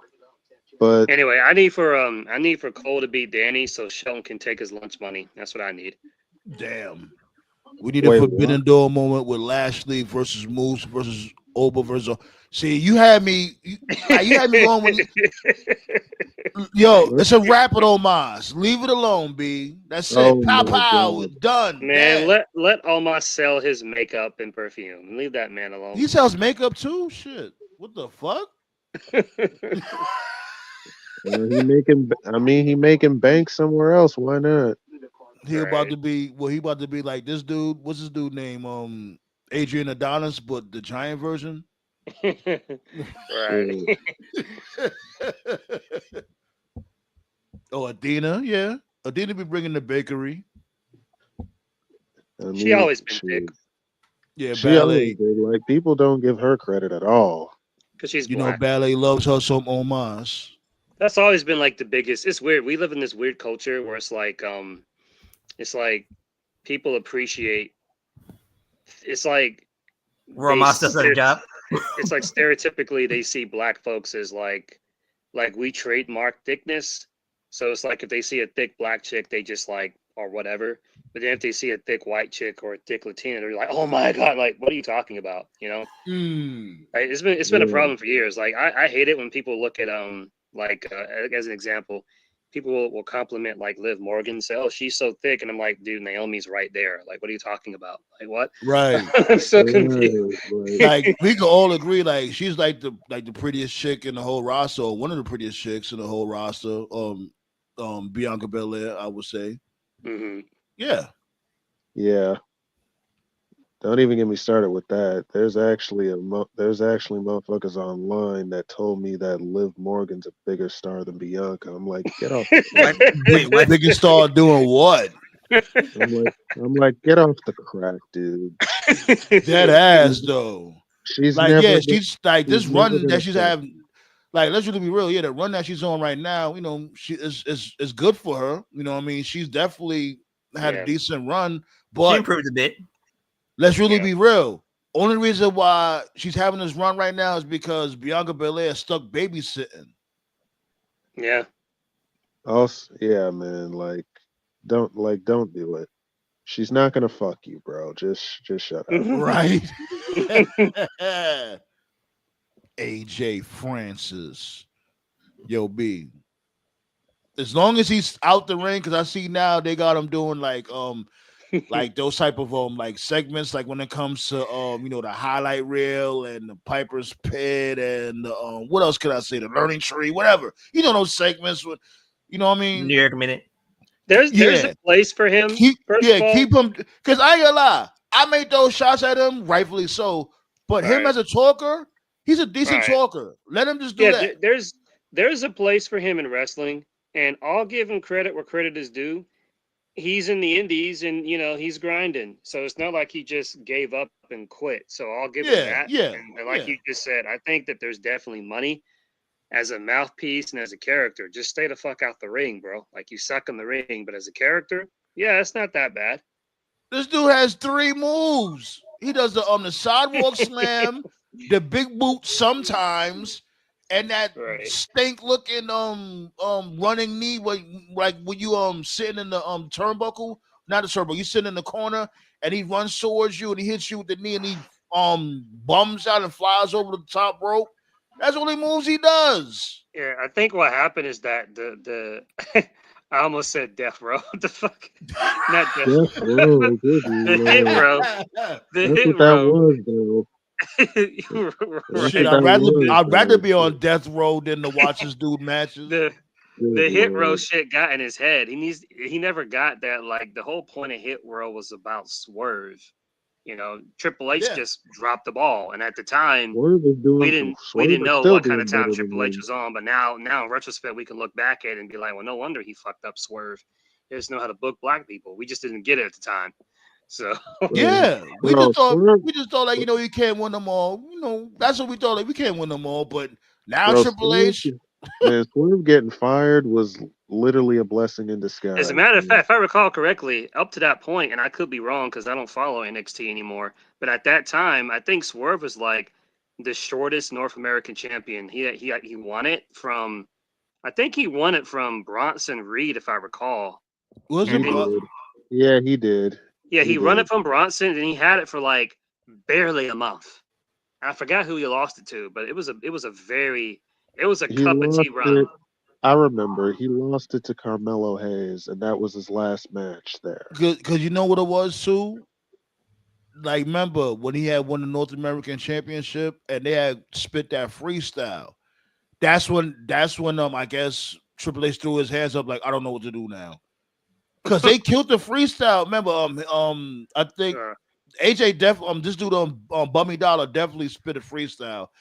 And I think this dude Swerve spit a freestyle also. I'm not sure if Ashanti spit a freestyle, but That was Yeah. Stephanie's I think idea. it's weird. yeah. Yeah, And it then was. after that, Yeah. they was like, well, we did the best we could. And Get I the remember belt. like Yeah, that was what the that fuck? was like when Black and Gold was like falling off. That's when they were like getting their ass handed to them by AEW. And they were like one of the few acts at that point in time that I was still watching, not because they were black, but because it was different. Like, there had never been anything like that on NXT before. And I Bro, was their like, big feud, bro. I love the feud they had against Legato, man. The yeah, matches, Yeah, yeah. The matches that Santos and Swerve had were fire. Like yeah. Stephanie would give you enough runway to do what you like to do. Like with a time Like, machine, run with going it. back in time, like I'm just speaking objectively. Like if a time machine existed and I went back, I would have. If I was Triple H, I'd been like, yo, man, let this Legato hit roll thing, just let this be the top feud. Because at that point in time, AEW at that point, they didn't have a black star or a Latino star that they could just like push straight up and focus the company around at that point. They had no answer. Instead, like Swerve won, then he dropped it to Carmelo, like TKO said. Then he was on the main roster for like 1 week, and then he got fired. And then Legato, didn't he win the North American? I don't even did he did he? Yeah. He did. Yeah, he had won the North American Championship, and then that's when he took the mask off. Like in the feud against Mello, I think, right? Okay. No, Yeah. he didn't. He didn't beat Mello. He didn't beat Mello. Okay. He won it before Mello, but that was when he still had a mask on at the time. Yeah. I remember when he did win the belt, he took the mask off, and that's when he became Santos Right. Escobar. I think his son was there, right? His son. Yeah. Yeah. Right. Yeah, I'm remembering more as we talk about it. Who the You hell know- is BDE though? Cutler. Who's that? He's AJ Francis versus BDE. Fandango. Bonda. BDE is actually some social media cat. He covers wrestling. Oh, really? You know what? Cutler, I don't know what type of time you on. Like, really? I mean, they had Pat McAfee versus Adam Cole, so can you really complain? That's actually a pretty good match. It was okay. Leon Ruff was North American. Yeah, I remember that. What the fuck happened with that? Like they gave him a little push, and then they just was like, you know what, forget it. Yeah. The moment I thought knew they were gonna keep him in that title picture after his the feud with moment Triple I H, knew which that really should have put him over. Yeah, the moment I knew that Triple H was like a fraud, I don't know. I mean, you were there, say man, you saw it yourself. At the very beginning, like in 2020, right? When they did the Iron Man with Omega and Pac, you were at that show. That was in your home, right? I was there. I was Right. there. Great At match. the very beginning, what I remember was when they announced that match, they built that match up like for a month, which is frustrating because it shows you like TK put in more effort back then. But back on point, they built up that match for like a month, and like week after week after week, they advertised Omega's facing Pac and Iron Man, having an Iron Man, right? And it was a great match. And at the time, I was thinking like, all right, what's Triple H gonna do to counter?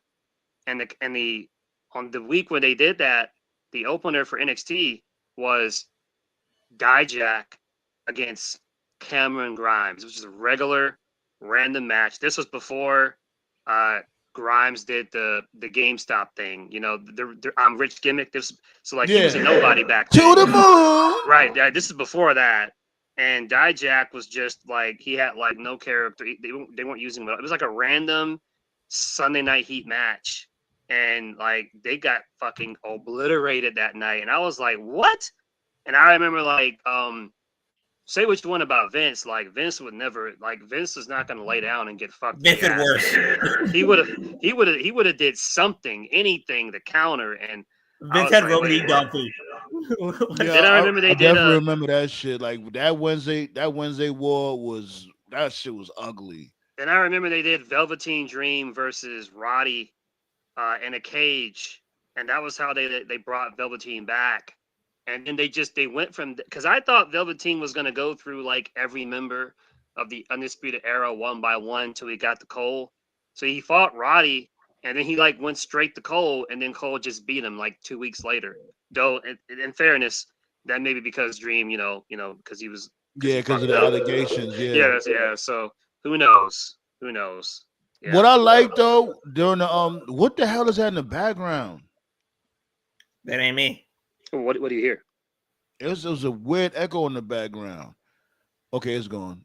What I liked around that time was when they had this dude. We was going through the pandemic, and this dude Velveteen Dream had came out dressed up like a mixture of Hogan, Hollywood Hogan, and Negan. That shit was fire. Remember that shit? I think he fought Champa that day. Oh, it was Cole. He went up against Cole. That's when Cole came through with the Mack truck. Oh yeah, that was a street fight. Yeah. Yeah, and that was during the pandemic. This dude, how you have a mixture of Hollywood Hogan and Negan from Walking Dead? Velveteen Dream. Damn, I'm just so mad at that dude, man. That he was so fucking creative. Yeah, he had everything, man. He was literally the most complete guy on NXT. Then Velveteen did two lines, and pretty much said, "Yeah, fuck it." Yo, it's crazy how we were literally just talking about a possible match between him and John Cena, and now look. Yeah. Drain. And Cena was here for it. Cena was like, yeah, man, like, he's next. He's the guy. Man, oh man. Velveteen did have a good song though. Mellow Don't Miz. Is that Yeah. a good Oh, one? Yeah. I don't even know why the fuck they even doing that shit. On that You note, don't I'm fuck definitely off. getting the fuck out of here. Right. Let's, you know what I'm saying? We're gonna pull up on Friday, do what we do, talk out ish. Yeah, Killer Khan, do your thing. I think I might do a chamber watch party. I'll keep y'all posted for that. You know what I'm saying? Because it depends on how my work schedule is looking, but more than likely I might do a chamber watch party. So stay tuned for that. Is that 4, right? Also, yeah. Okay. And also, Is it 4:00? Yeah. Wait, that's I don't know what time it is. Somebody's got to check that. Well, starts at 4 here. I don't know. So it's normal time now because they out here. Matter of fact, they in Toronto. Yeah. Yeah. They say 7:00 for the chamber, so we'll see. Yeah, so 4 here. That's why I said So- 4:00. Yeah, so it's 5 Pacific out time. here. It starts at 5 out here. Okay. And in honor of the chamber, my throwback match tonight will be the first elimination chamber. That was a great chamber. Ooh, when Shawn Michaels won it. Yeah, man, that was a good one. When RVD pulverized Triple H's throat. Yeah, Yeah. there's Yeah, a I lot of saw story. that. There was a lot of storytelling in that match and everything. Yeah, I saw that frog splash too. His knee nailed. Yeah, the Triple H in 5-star knee drop.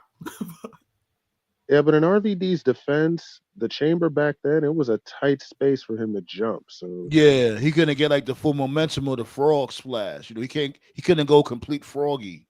yeah, That Kurt Angle 640 knee drop. Jesus. I think he meant to do that. Now Perk was different. Right. Well, I appreciate y'all, B. Y'all already know the vibes. Hit that thumbs up. And like I said from before, B, those past videos, if y'all watching those replays, y'all watching those uploads, make sure y'all hit replay gang, B, and put the thumbs up. Talk shit. Say like, hey, I'm tired of do Sandman talking shit. I could put all that. Nobody give a fuck. Just, make sure you show that love. And if you don't like it, you can still talk your shit. It's all goody. You know what I'm saying? We all family at the table. You know the vibes. Replay, man. See y'all on Friday, B. Alrighty. Yeah, man. I feel like playing some music. We'll play some music, get us up out of here the right way. You know what I'm saying? Shouts go out to my guy Cutler, Motto. Motto's been holding down the chat all night tonight. Appreciate you, my guy. Shouts go out to Ballet. You already know Ballet with the blick. You know what I'm saying? My dude Henny God. Like I said from before, make sure you check him out. He be doing the Red Dead Part 2, Red Dead Redemption Part 2 gameplay over there. You know what I'm saying? Yeah, man. Gonna fire up some music. Rest in peace to Virgil. We miss you. Thanks for the memories. Make sure y'all sub if y'all did it. And I'll see y'all on Friday, big. Y'all already know the vibes. Don't be a twerp.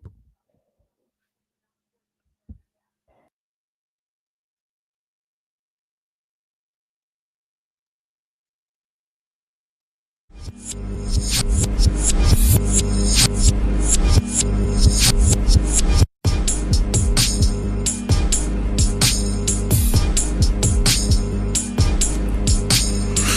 am here uproot with force. Cut your like a fish and spill your sauce. Kill the track with no remorse. Spit those balls till I get hoarse. Break his face like I'm the man. It's no fact that I'm the man. With my tracks on high demand. Smack your face with a cheap pen. Stick your throat with the guillotine. One man army with a team. Wanna ski in your dream. Cannot run that laser beam. Niggas never had that block on lock. All that bullshit needs to stop. All you do is lie a lot. I had sacks right in my sock. What you do is search for a purse. Pop them shits like they your search. Put a grenade in your wife's purse. Top of the grade on this nice verse. Hit you with that Novocaine. All you had yourself to blame. Most these rappers have no shame. Welcome to my hall of pain. Bumming now, so don't get better. Don't want that shit on my sweater. Go gorilla for that cheddar. Don't be a victim, just get better. Bumming now, so don't get better. Don't want that shit on my sweater. Go gorilla for that cheddar. Don't be a victim, just get better. Break graffiti in your face. Kill that beat, don't leave a trace. Hopefully don't catch a case. Opposition isn't safe. Bomber that is mad as fuck. Got it locked like Attica. Fuckery, I had enough. Growing up, I had it rough. But my family held it down. Let me get a couple rounds. Toast to my dudes at Ghost Town. Charlatans is not around. Zap the taste right out your face. Every day I paper chase. Have the safe at mother base. Use a waste of the human race. Shout come boss. Got my rivals seeking stars. Not celebrities retard. Hit in the dark, throwing darts. Now you know the consequences. Niggas on the way and hopping fences. Got it from the mud deep in the trenches. This track slapped hard, knock him senseless. Bumming now, so don't get better. Don't want that shit on my sweater. Go gorilla for that cheddar. Don't be a victim, just get better. Bumming now, so don't get better. Don't want that shit on my sweater. Go gorilla for that cheddar. Don't be a victim, just get better. Pop, there goes your top. Pop, there goes your top. Pop, there goes your top. This bumper clock will never stop. Now pop, there goes your top. Pop, there goes your top. Pop, there goes your top. This bumper clock will never stop.